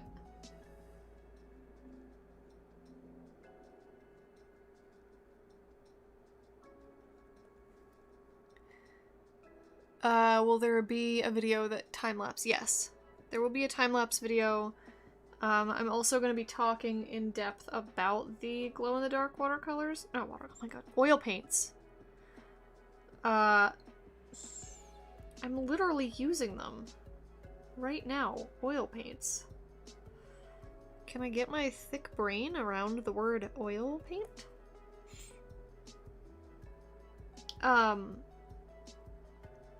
Yeah. So the video will be both a time-lapse of this painting, and it'll also be going into detail on the glow-in-the-dark oils, and like how they work, what I think of them, etc.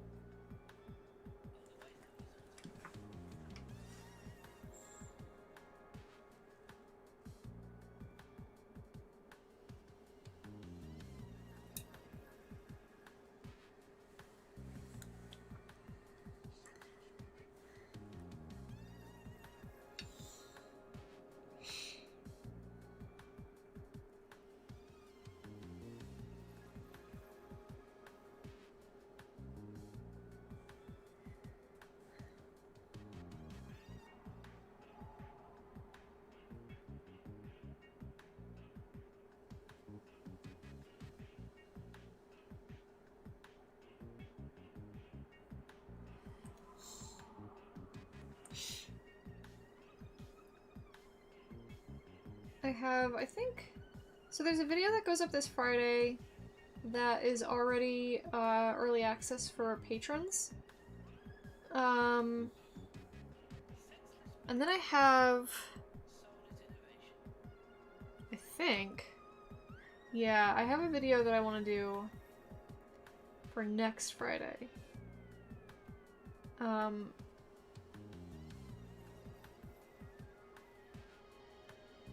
And it's gonna be on... I can't grab it right now because my hands are oily. But it's gonna be on the Patreon painting of this month. I want to start getting a better workflow down where I release the Patreon monthly painting, or the postcard, right? And then I do a video on the making of that postcard in the month that the postcard gets sent to patrons. That way, at the end of the video, I can be like, if you want this postcard, sign up on my Patreon. Like, you know, a good marketing business strategy. Because right now, my funnel is kind of a mess. And if you don't know what that means, it's fine. Don't worry about it.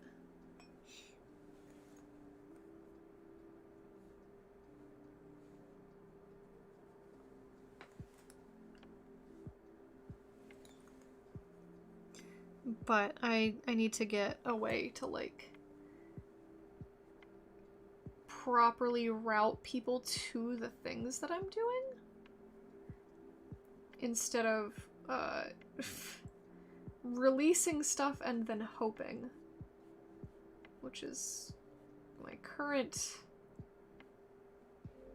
unsuccessful prevailing strategy.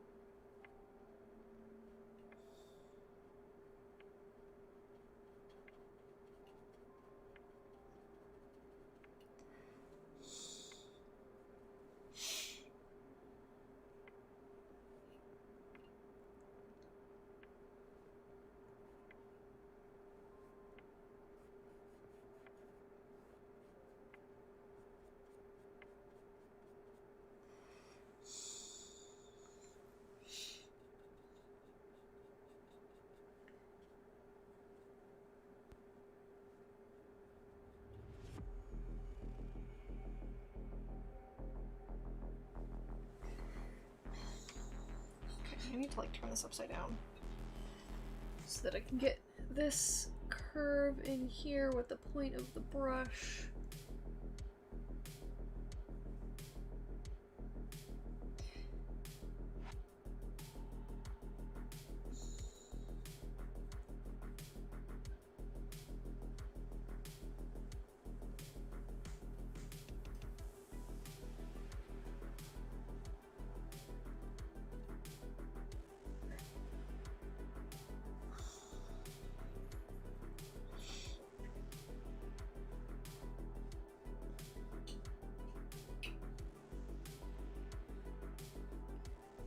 Okay, I think actually I want to blend this in.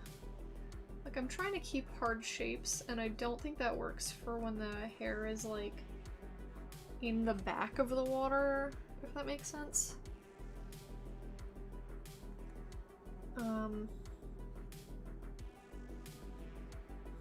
So I'm gonna stop doing that. And actually blend it into the area that I'm painting.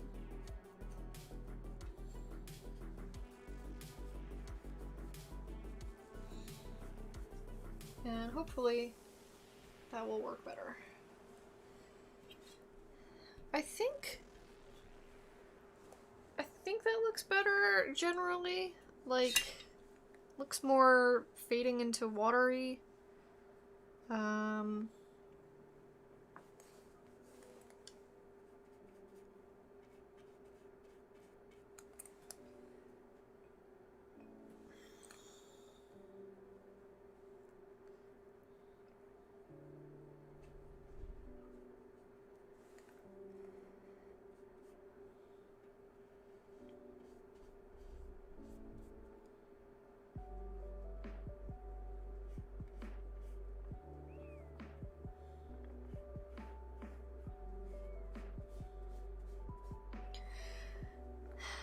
I'm also running out of my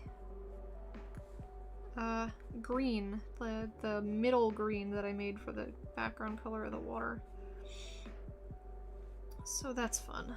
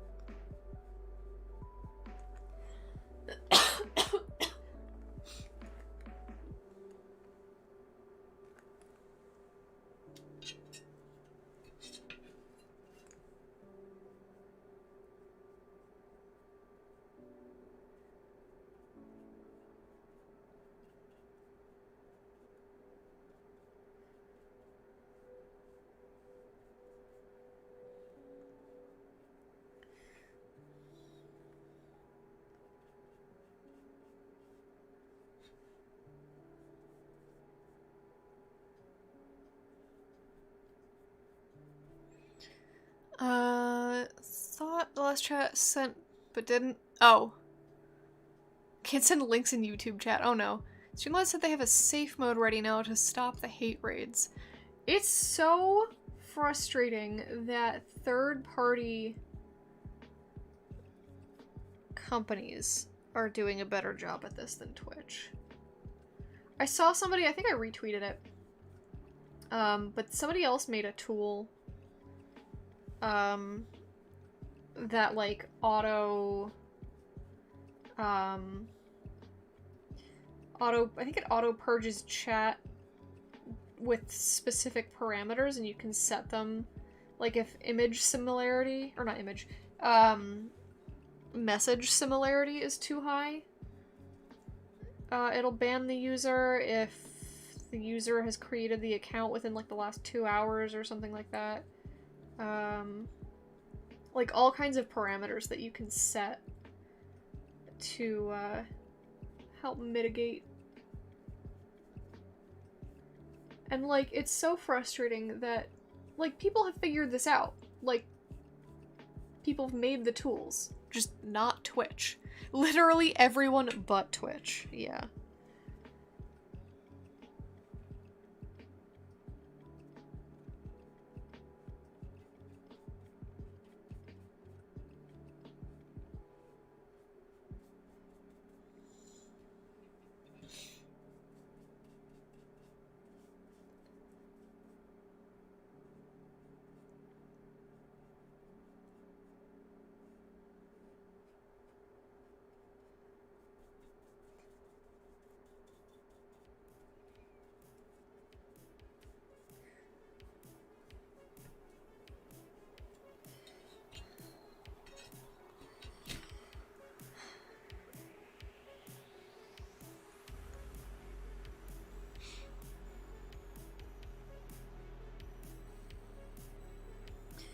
Like, I feel like at this point, it's like, alright, Twitch, ball's in your court.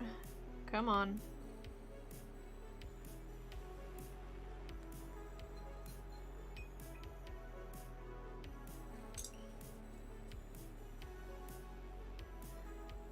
Third party's doing it in less than a week. Filthy was centered, but hard R's weren't? Jesus.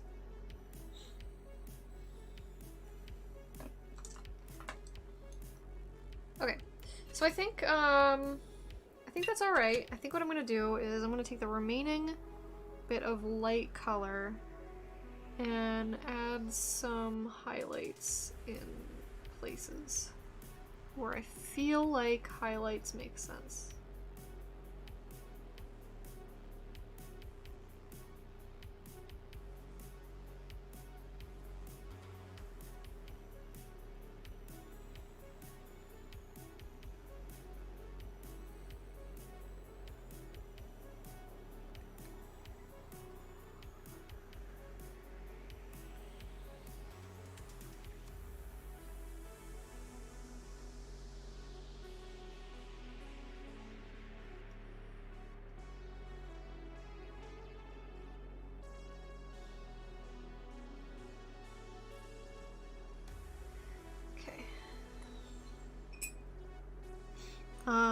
Actually, you know what?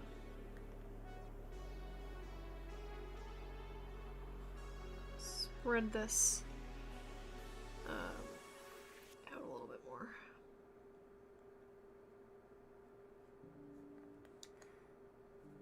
Make it so it's not the same. Yeah. Yep. I don't know why I, like, became one of the characters from Land Before Time just there.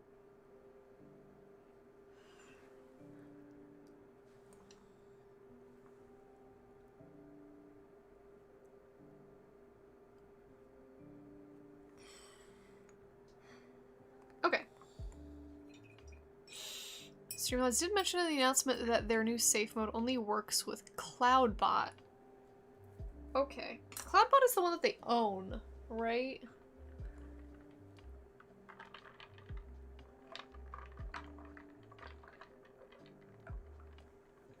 Like, that kind of makes sense that it only so far works with their proprietary one. I imagine it would be a little bit difficult to implement things into non-native bots. Alright, we can get rid of these boring wait, just put these away. The boring glow-in-the-dark watercolors. No, I keep saying watercolors, they're oil paints. What's wrong with me? I just don't work with oil paints enough. I'm not used to saying oil paint when I work with a paint. Time to make it glow. As soon as I put these paints away and get the other ones out. You know, very slowly.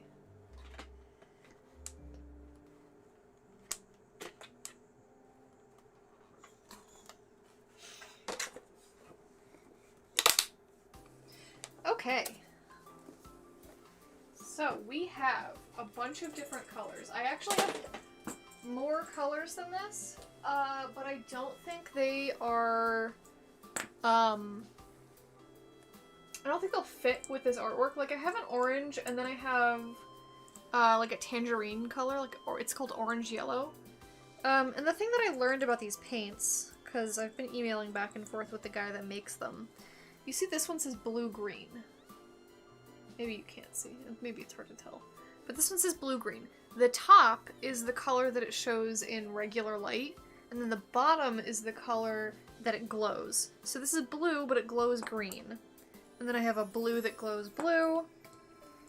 I have a yellow that glows green. And the one that I have over there is an orange that glows yellow. This one's green, it glows green. I have... This one's just called Red Rocket. I think it's just red. This one is purple blue. So it's purple, but it glows blue. I have magenta tangerine. So it's magenta, but it glows tangerine? I have an orange, it's just orange. It's orange and it glows orange. I have pink orange, it is pink and it glows orange. And then I got all of these out. I have two more. I've got mermaid, I think it's called Blue Mermaid. And it's, blue. No, here, I'll show you.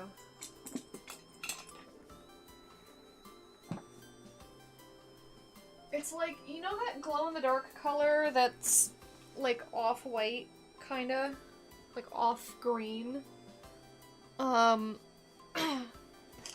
It's basically that. So Blue Mermaid is this one. That one right there.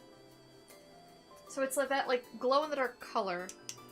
But, maybe you can see it. When it glows... It's more blue than the other glow-in-the-dark one. And then I have all these white colors. So I have white, white orange, white red, white purple, and white blue. And like you can see, they're also like that glow-in-the-dark off-white color. White, white, and lightning bug, which is... Okay, so the Blue Mermaid is like the blue. And then Lightning Bug is the regular glow-in-the-dark, like glow-in-the-dark green. You can see it best on the black. And then White White is kind of like Lightning Bug. And then White Orange, White Red, White Purple, and White Blue are like regular glow-in-the-dark, but you can kind of see them changing color as the light hits them. So like, especially white red is changing a lot. I don't know how well you can see these 'Cause it's daytime. Ooh, I have an idea. I'll bring you on an adventure.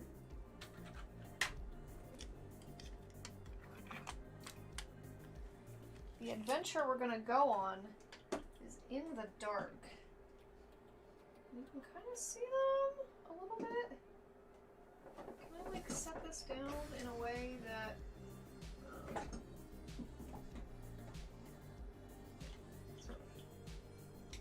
so like you can kind of see the white ones glow different colors. So these four right here. Punch the sun! Yeah. So they glow different colors, and then the lightning bug and blue mermaid. So lightning bug is this one here. Blue mermaid is the one in the middle there. You can see that lightning bug is the classic glow in the dark, and then blue mermaid glows a little bit blue. Anyway, that's the adventure. That's the adventure we are gonna go on. And now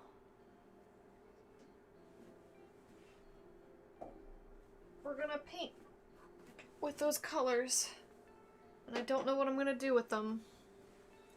But we're gonna find out. I do know I want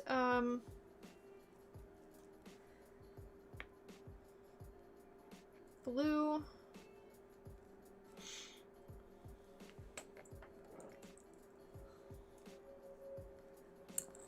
Blue, green.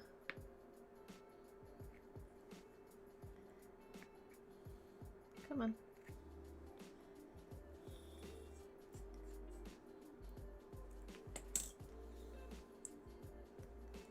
And regular green, I think, to be in the bottom.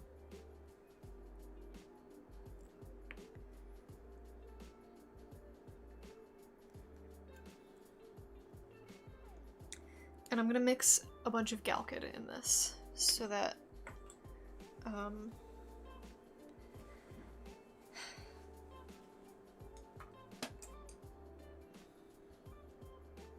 maybe I'll add a little bit of white blue also. I don't have a white green.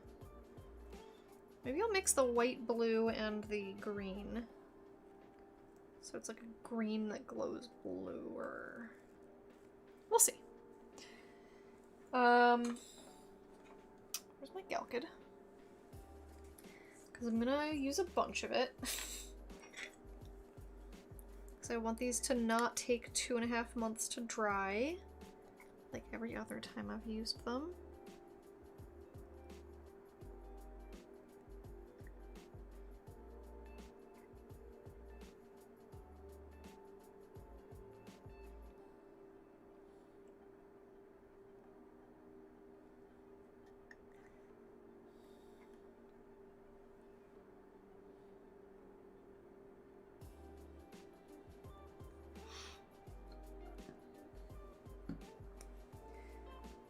Lid.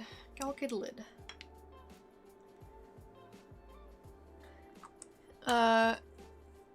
Galkid for layering? Yeah, you can layer with Galkid. Galkid, what it does is it speeds up the drying time. So hopefully, instead of taking 2.5 months to dry, maybe they'll only take 1.5. Who knows? I'm gonna put these white colors back here.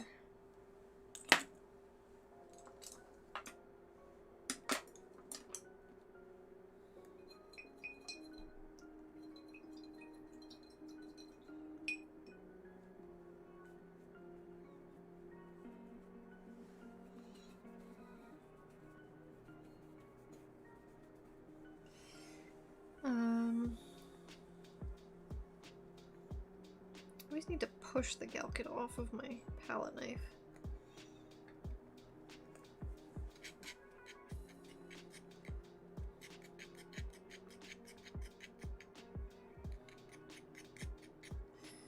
So here's hoping that the Galkid helps. Because otherwise this painting is going to be very wet for a very long time again. Not that that's been a problem, really. Like, it's been mildly annoying.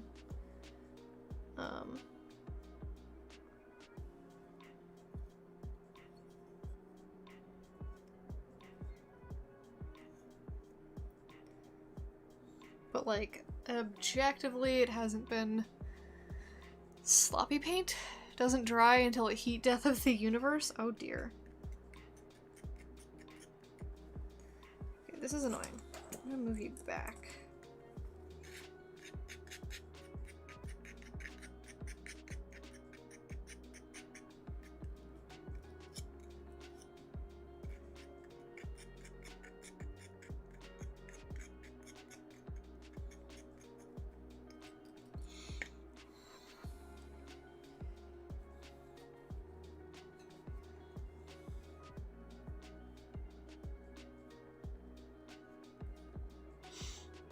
Alright, so I think what I want to do is actually mix a little bit of...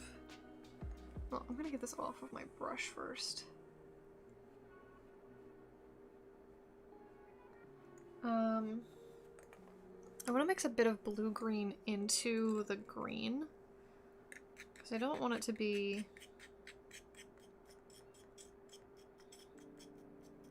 full green, I think.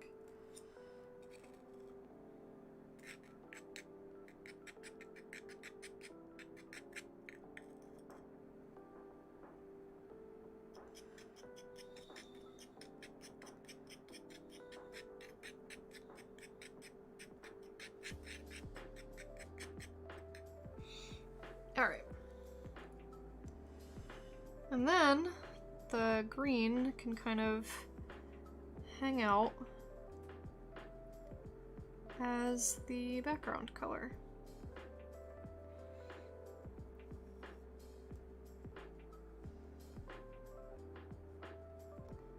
In like a very, very, very, very, very thin layer.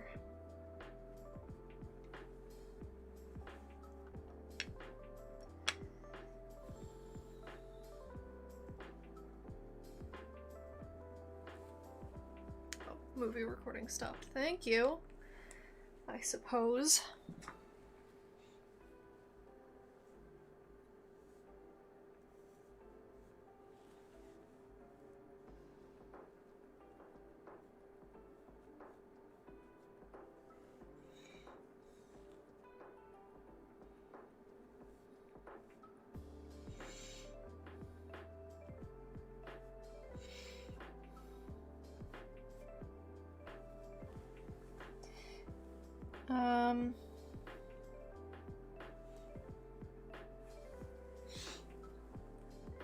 I think I want to turn this way so that I can get all three sides of this background.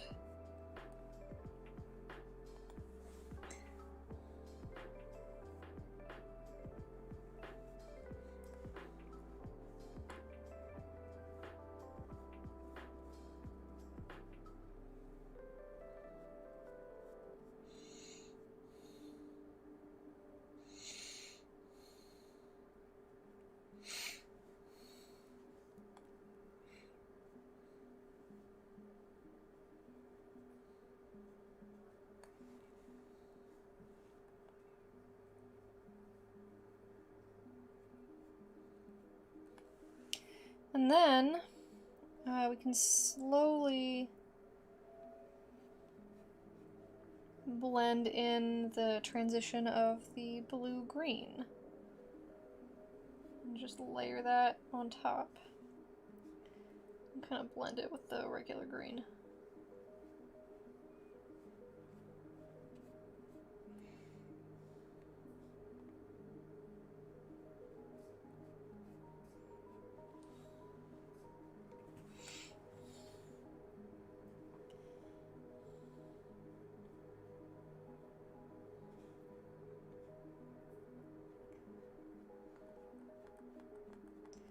So these, the glow-in-the-dark oils are super transparent. Which is kind of nice, because I can like layer them over this stuff and like it'll be like a little hidden glow-in-the-dark element. Which will be kind of neat.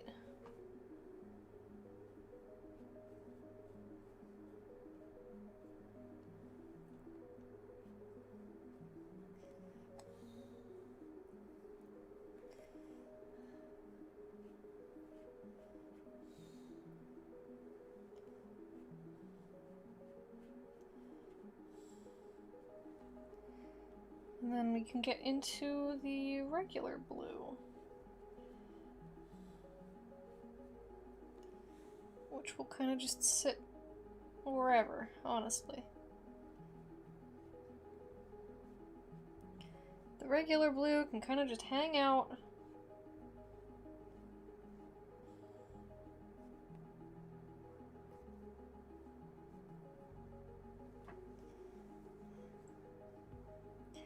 I see a muffin. Are you gonna be good, muffin?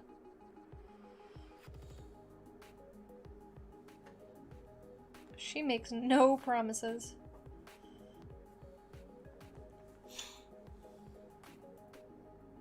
I think it'll be interesting if I put a little bit of green right in here.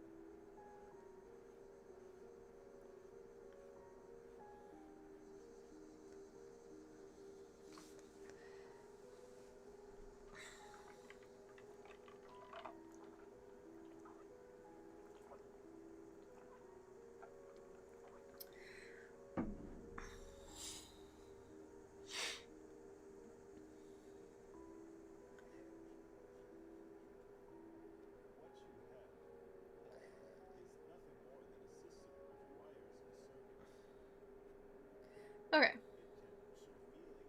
I think that's enough background glow. Actually, I can test how much background glow there is. Where is my UV light? I don't know if you can see it on camera, but I can see how much glow there is and where, which is really nice.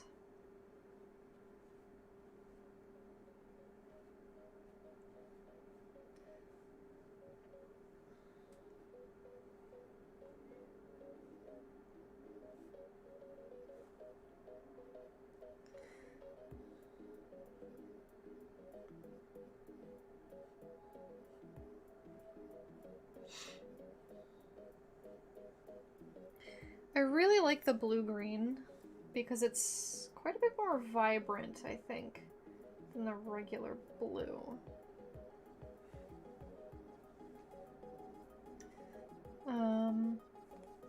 Oh, you know what? I wanted to also... I'm gonna do this with a smaller brush because I've already kind of messed it up.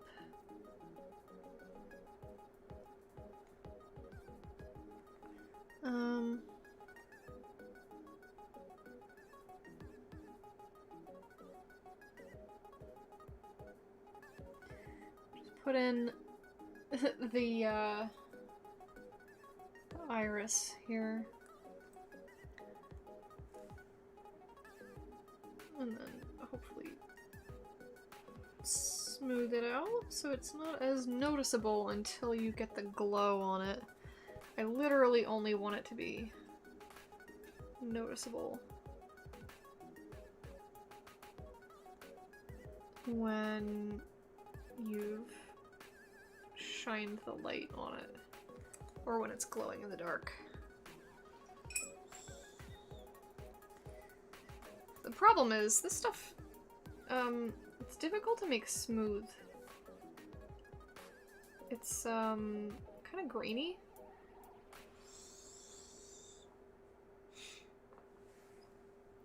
So it's difficult to get one, like, smooth stroke with it. Okay, that's all kinds of messed up. Nope.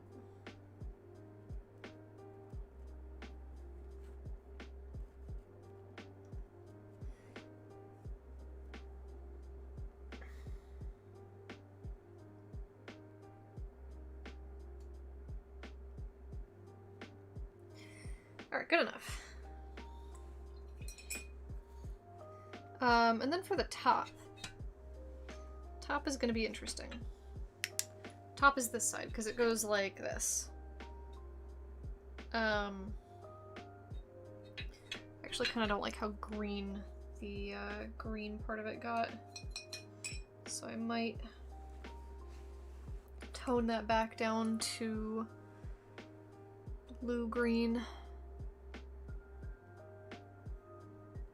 I don't know how well that's gonna work actually.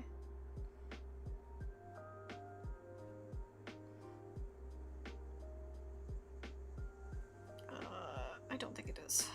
Alright, well, we're leaving it. The top, I want to kind of transition from blue to pink, but have a bunch of like glitchy bits in the middle. So I'm gonna put out a bit of purple blue.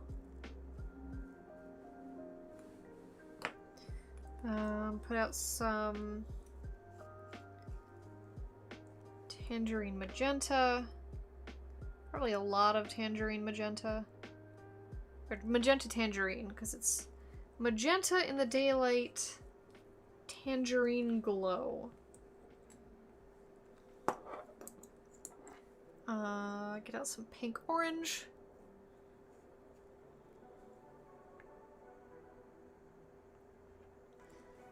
And then maybe a little bit of rocket red and yellow. Not too much.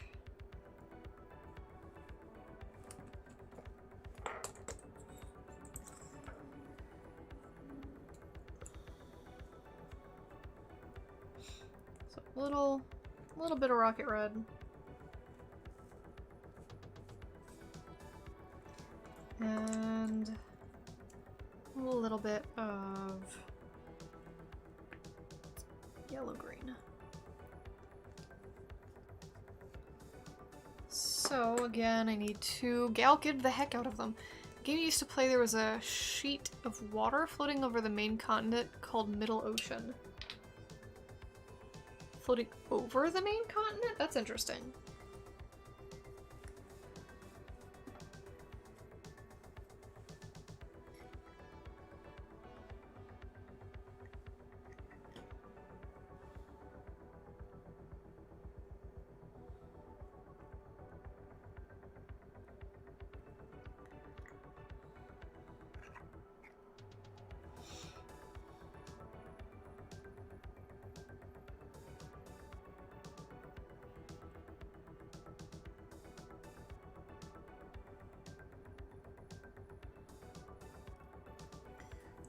Just gonna deposit the remaining excess Galkid over here.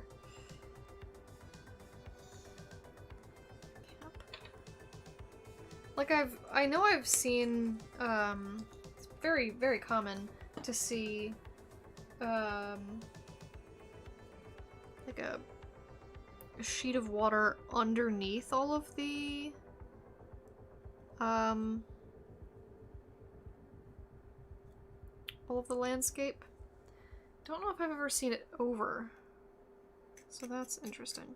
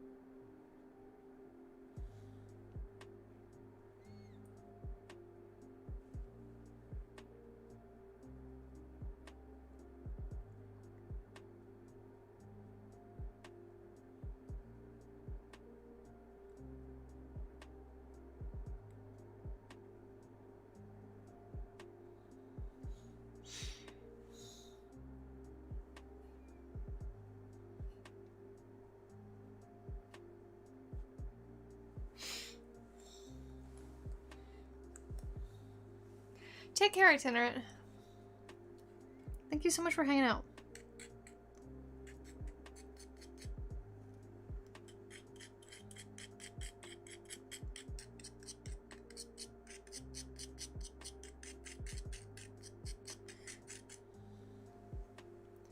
What if I just splorch?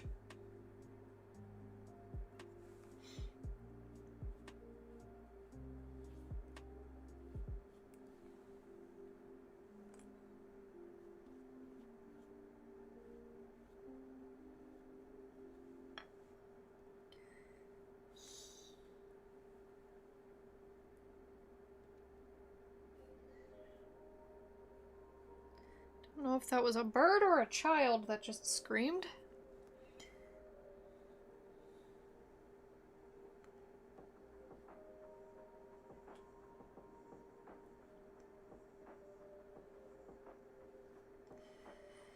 Okay, is that too much pink?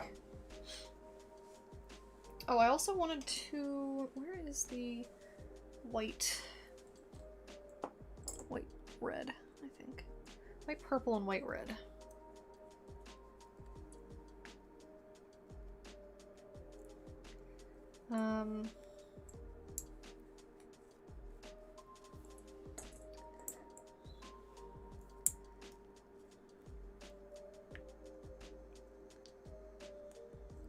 So I actually kind of do want the inside of this circle to be more white, which I kind of messed up by putting the magenta right there. I think I can fix it though.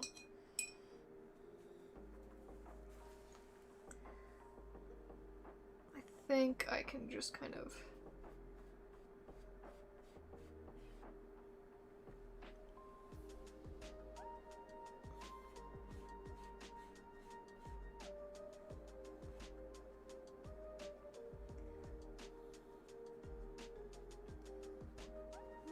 It's sort of working.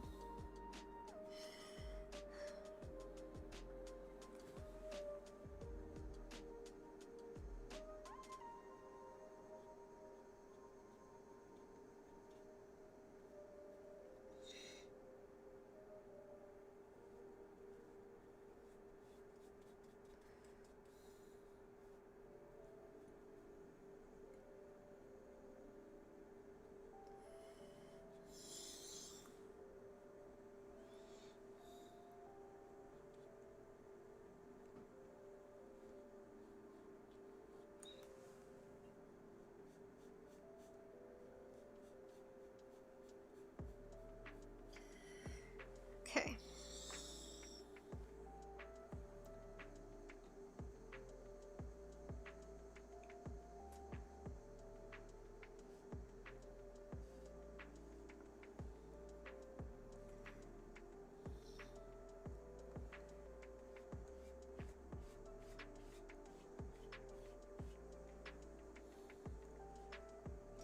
Alright.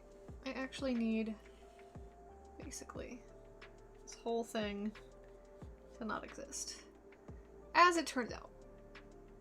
I done fucked up. I'm gonna make it work, though, because that's what we do.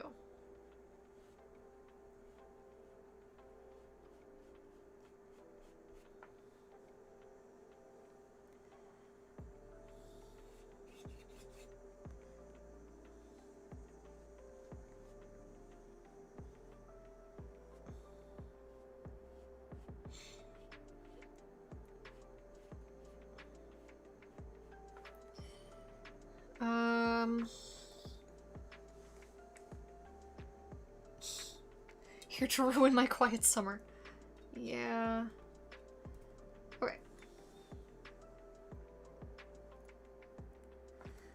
I need to mix some...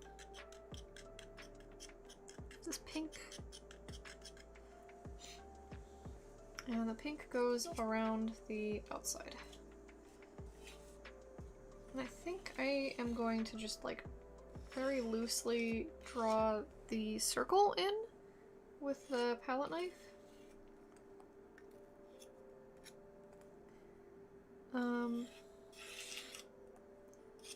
Because it does reach a little bit over here.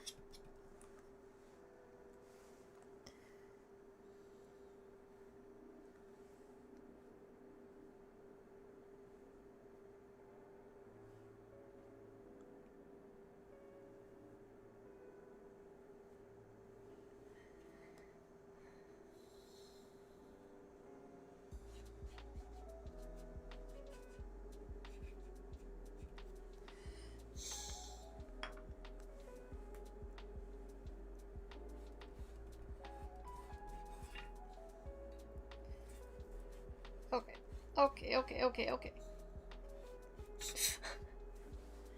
Trying to not disturb the underlying, like the wet paint on the bottom.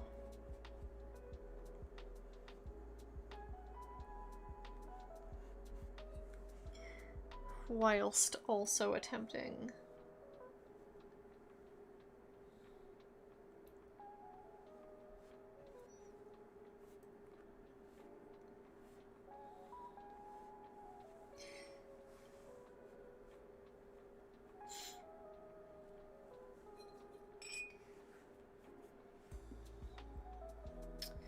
Where is the Galkid? Put some Galkid in here. Put some Galkid in here.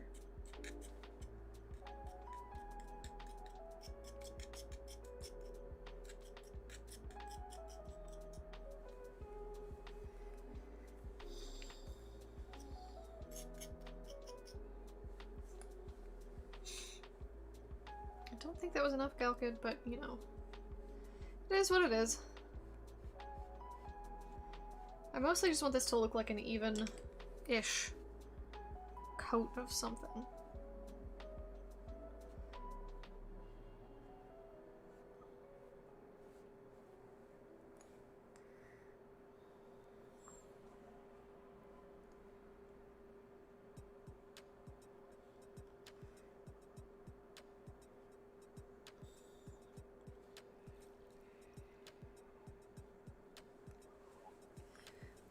Where did I put my...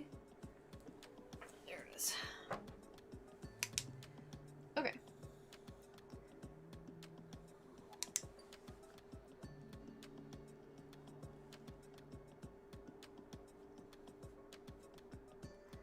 I don't have nearly enough of the whites on my palette.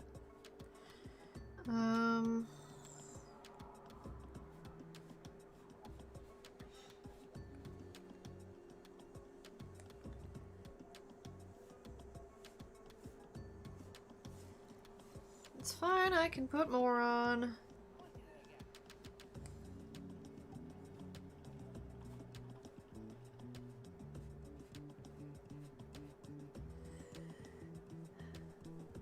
This is, yeah, it's gonna be so glowy.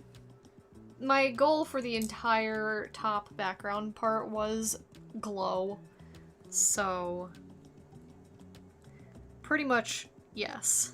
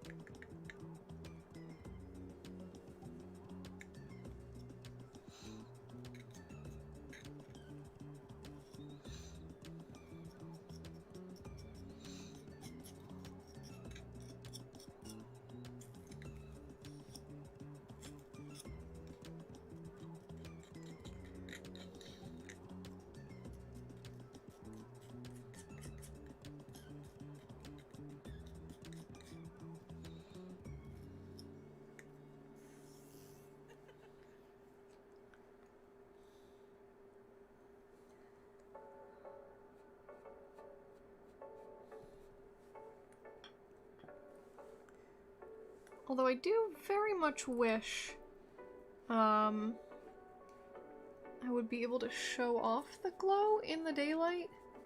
I don't think that's gonna happen, unfortunately.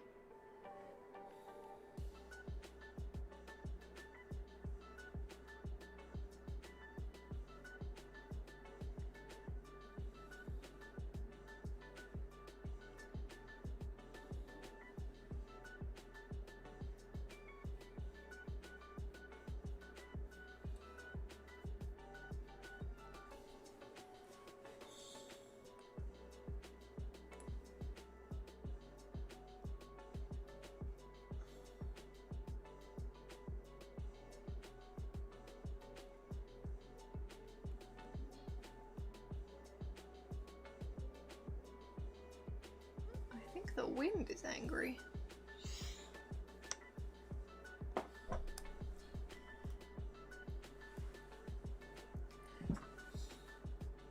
let's get the top part of the canvas.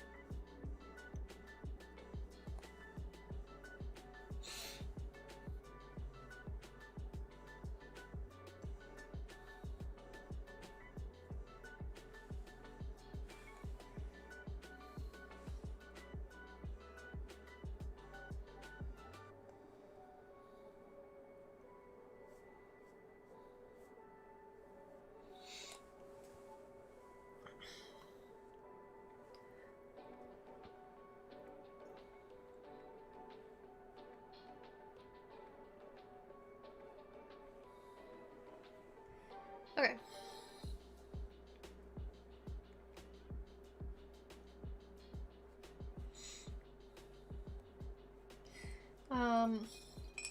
I ended up with,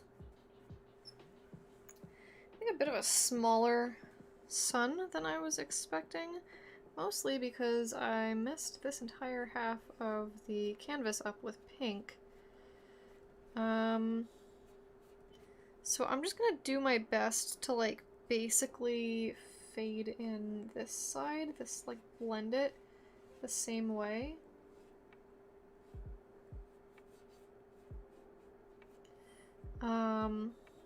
Just blending it in,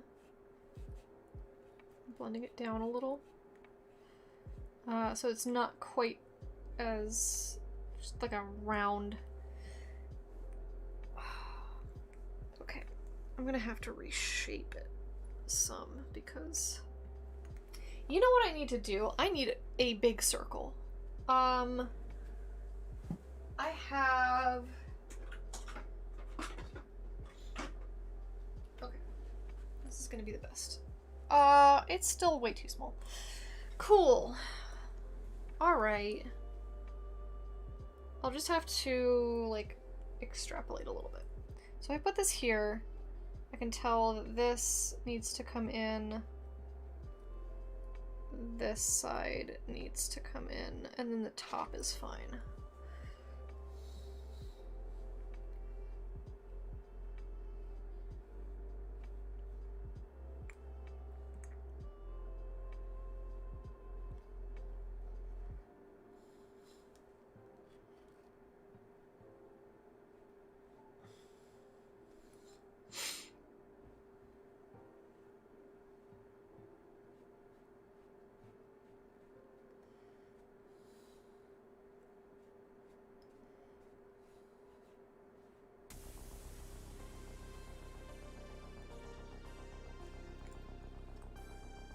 Okay.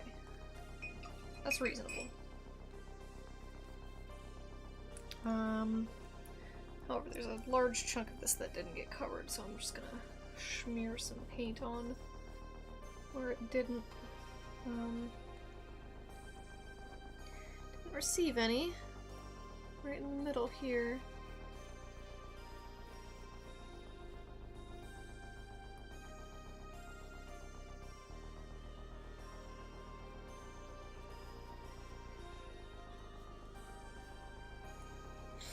And then I can check how glow, everything glow.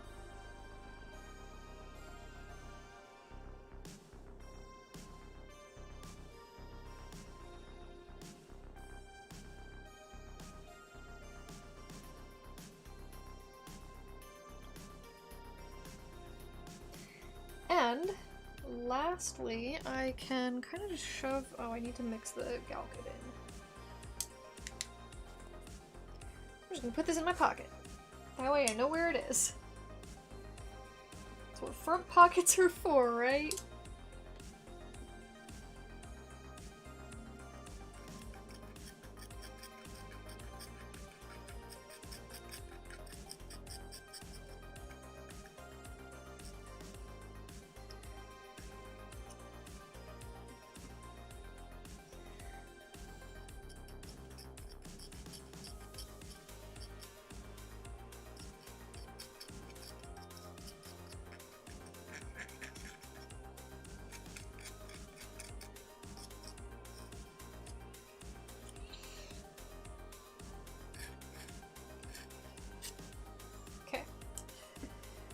So I have a bunch of different colors that I'm gonna just like make some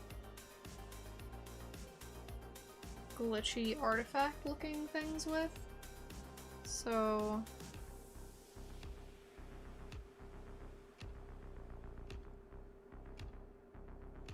oh, this is not gonna work well, is it? Alright.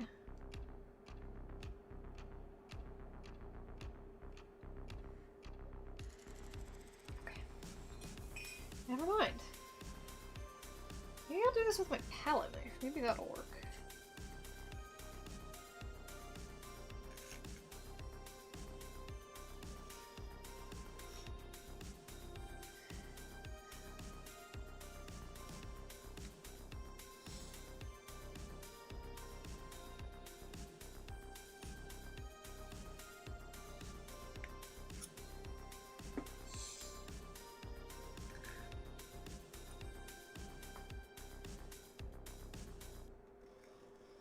Kind of works with the palette knife a little bit.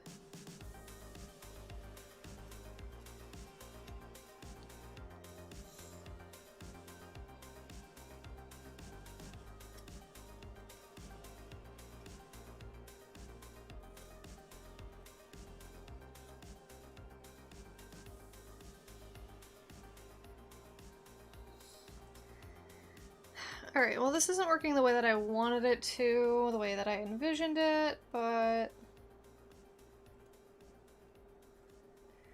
that's mostly okay, I think. Sometimes it be like that, etc.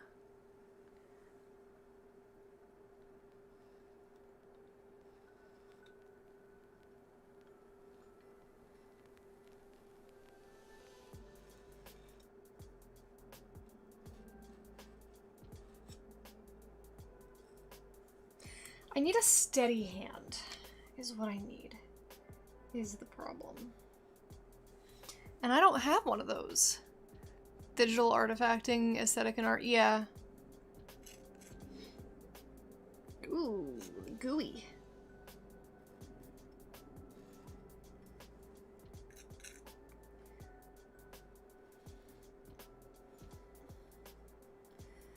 Okay, this is not going the way I want it to, by any stretch of the imagination.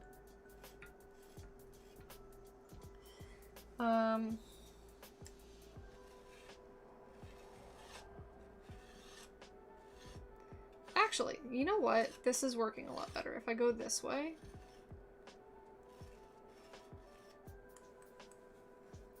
Like, put a glob on and then run the edge of the palette knife through it. I need this to stay stable, though, and it's not gonna fucking do that.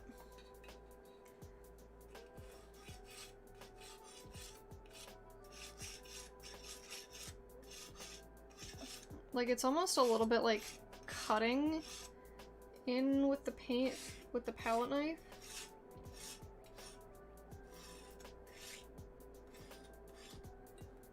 That kind of works. Alright, I'm gonna keep doing that.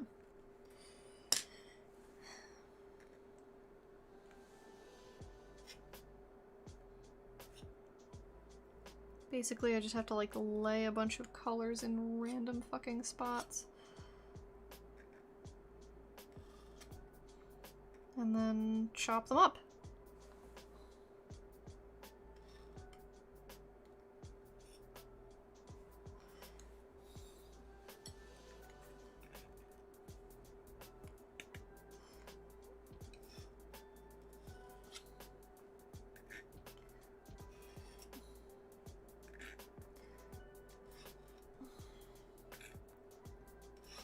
I wonder if I can do horizontal ones too. That might be interesting.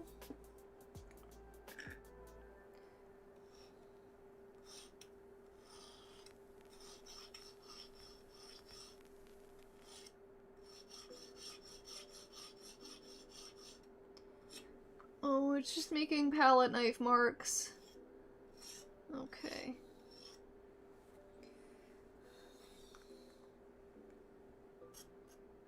Oh, fuck. Oh, I'm panic.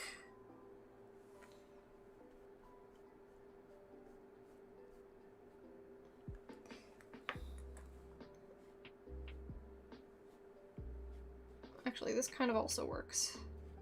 Maybe a little bit safer than the palette knife. To just, like, do streaks of random colors. Plus, I can streak them away, like this, because they're blendy. I just had to streak them away.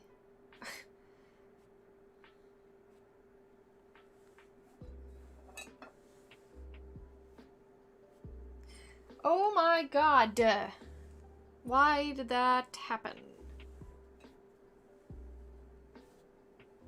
Can we not have that ever?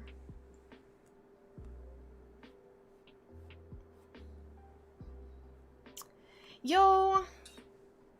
Yeah, I decided to stream on YouTube today because a lot of people are doing a Twitch blackout, and I don't know, it felt really weird not... like, it feels... I don't know. Real fucking weird streaming on Twitch when everyone's like, don't do that. Because they're doing it for a good cause. Because Twitch needs to fucking do something about these hate raids. That looks like a mess. Does anybody else think that looks kind of like a mess? Because I think that looks like a mess. Is unacceptably slow response to dealing with hate raids, yeah. And honestly, if this works out, I might stream on YouTube more. Like, I've been thinking about it a lot recently. And... granted, there isn't, like, a great place for streaming right now. Every place has their issues. Is that Muffin here? That is Muffin here. Every platform has their issues, but lately it feels like YouTube's been stepping up a lot and Twitch has been really resting on their laurels when it comes to thinking that like their platform is the end all and the be all and they can do nothing wrong and etc. So they don't try anymore. Why is there a blackout? Because people are exploiting the systems that Twitch allows, including being able to make multiple accounts under the same email address, and making just a shit ton of bot accounts that hate raid and harass marginalized creators.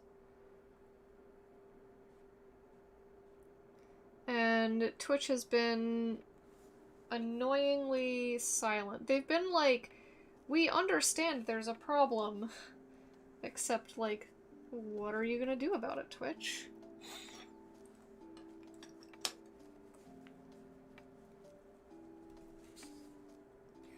This whole painting is wet, and I can't get the paint off of the place where it needs to be off of. Alright. So this is gonna take 800 years to dry, probably.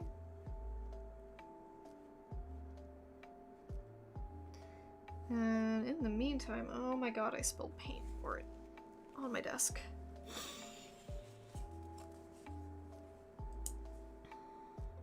This flashlight in my pocket is actually really annoying and getting in the way of painting.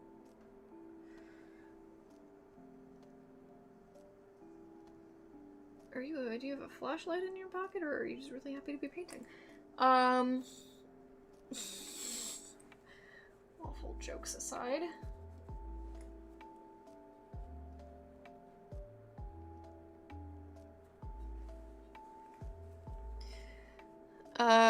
Undershooting drying time? Was thinking more like 2,000 years. Yeah.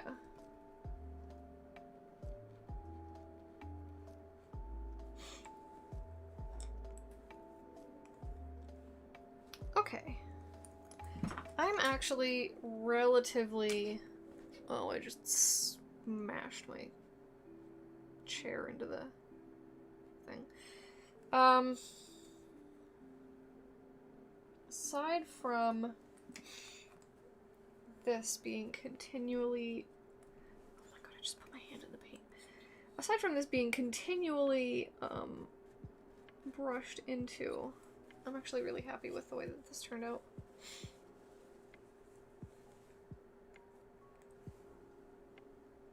Can I get rid of the fingerprint that I just put in my own painting? Buy Madame Berry's artworks. You'll be able to extract her fingerprints and commit identity theft. Please don't do that. I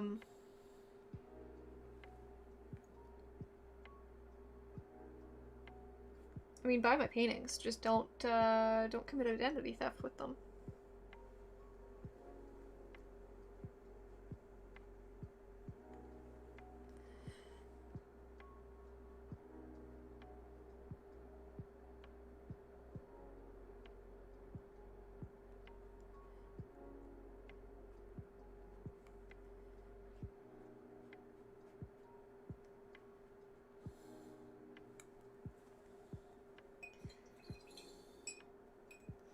Okay.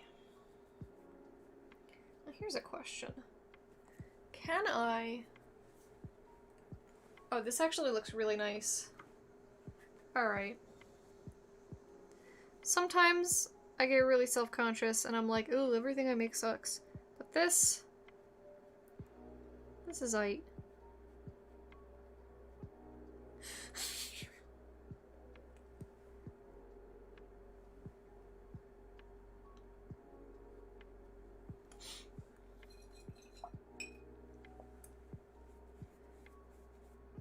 Buy the paintings from Muffin cloning material? Yes. Guaranteed there is at least one cat hair in every single painting. Whether that's, you know, a good thing in your opinion, or if it's a detriment to the archival quality of the artwork, that's up to you.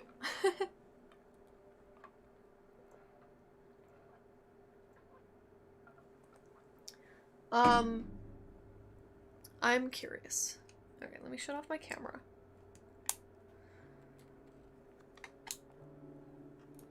Let me move the tripod out of the way.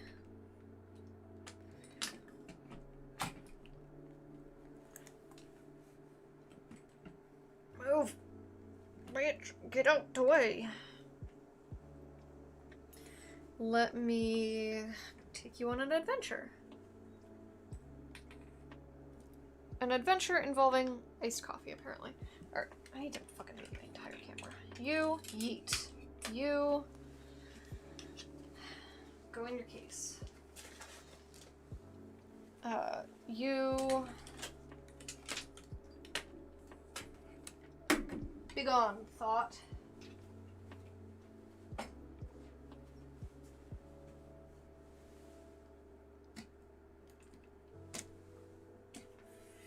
Okay, so I noticed earlier that if I shove my camera into this dark hole and maybe turn the light off so it's dark,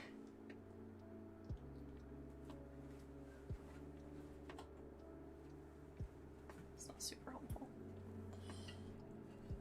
I can maybe show y'all the glow in the dark effect of this painting. I'm gonna end up fucking getting oil paints on everything! Oh god.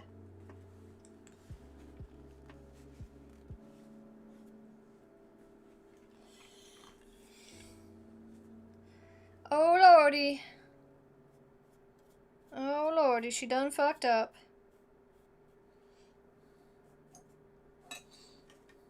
I done fucked up. Alright. Let's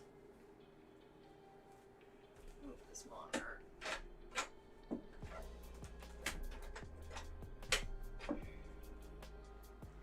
this monitor.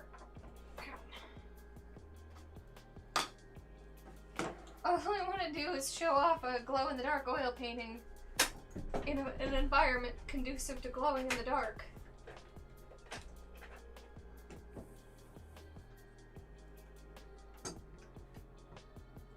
Okay, can I like hang it on this thing? If I very careful.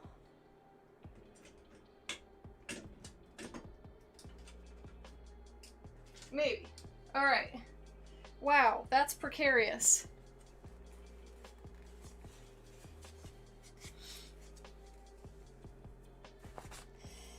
I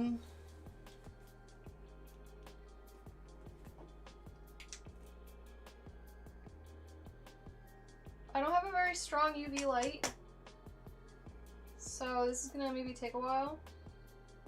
But you can kind of see the parts where it glows.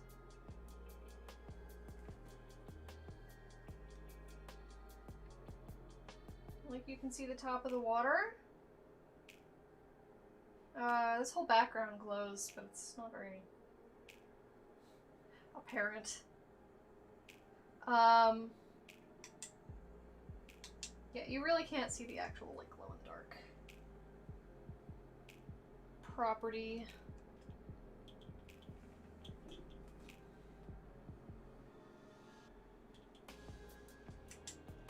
I mean, a little bit. Very slowly as it fades away into nothingness.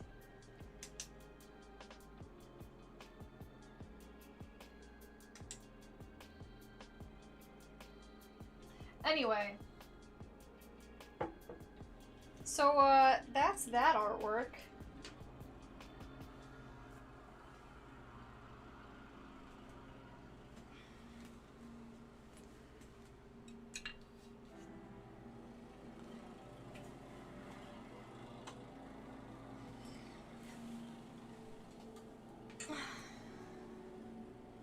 I'm so mad that it doesn't show up, like, at all on camera. I'm sorry that it, you can probably hear my neighbor mowing now.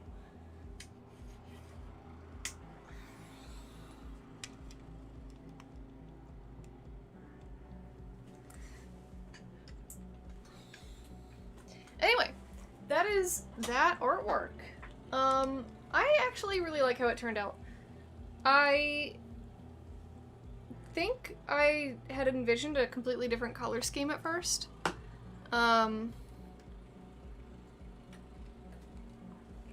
Like, yes, D&D books. I don't think Earth is ready for Muffin and Technicolor. Oh my god.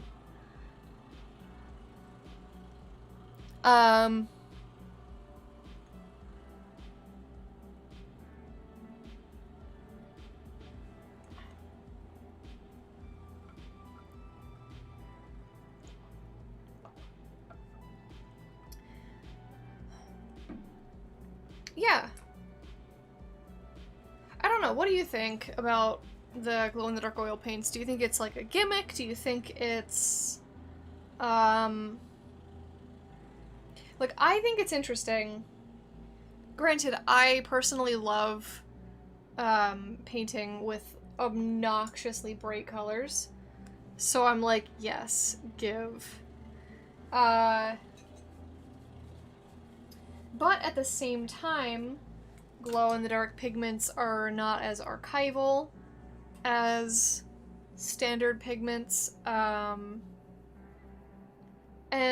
you kind of have to be able to see it in daylight and also in darkness to like fully appreciate the effect. And I don't know if, you know, everyone has that ability. Muff. Especially like if you're trying to sell your paintings and you're in like a gallery setting or something. Or maybe like this room, it has too much daylight right now. At nighttime it would be really interesting to see what this looked like. But right now it's difficult to show you because it's so bright in the daylight. You like the glowies? I also like the glowies.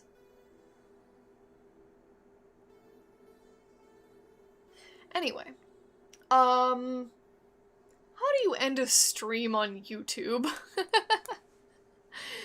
That's my question. Do I just hit... If I hit stop streaming in OBS...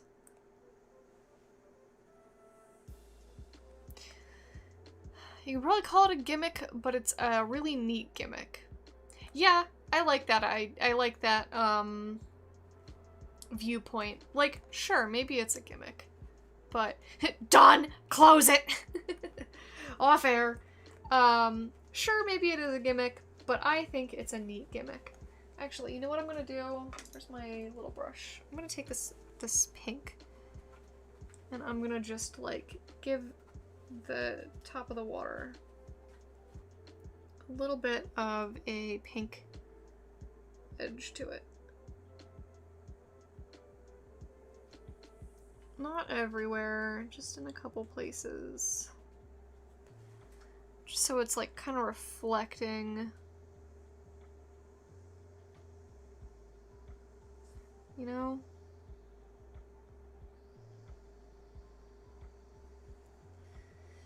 Alright. So that's that. How do you end one on Twitch? I have a button that like does everything at the same time, but I think it only works for Twitch. Difference between a gimmick and a staple is the test of time. Interesting. Alright, thank you so much for hanging out. Thanks for hanging out while I stream on YouTube for the first time. Also, you can't see half of me. Yeah, thank you for hanging out while I stream on YouTube for the first time. This was interesting. Clearly, some of my UI does not work because it's dependent on, like, this is dependent on Twitch chat. I'm gonna shut this off because I am a beacon of radiance right now, and not in a good way. Let's try the button. Alright, sure, we'll try the button and see what it does. Anyway.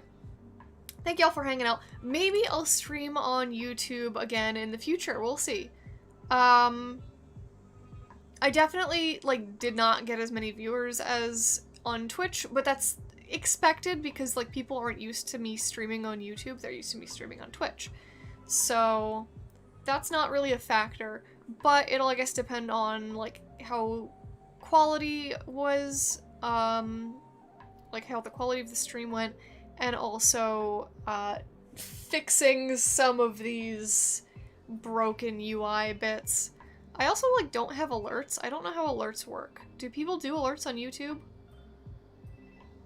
Anyway. Take care, y'all. I will see you tomorrow. Maybe back on Twitch. Probably back on Twitch, because it seems like they were only doing this for one day. But take care. Bye!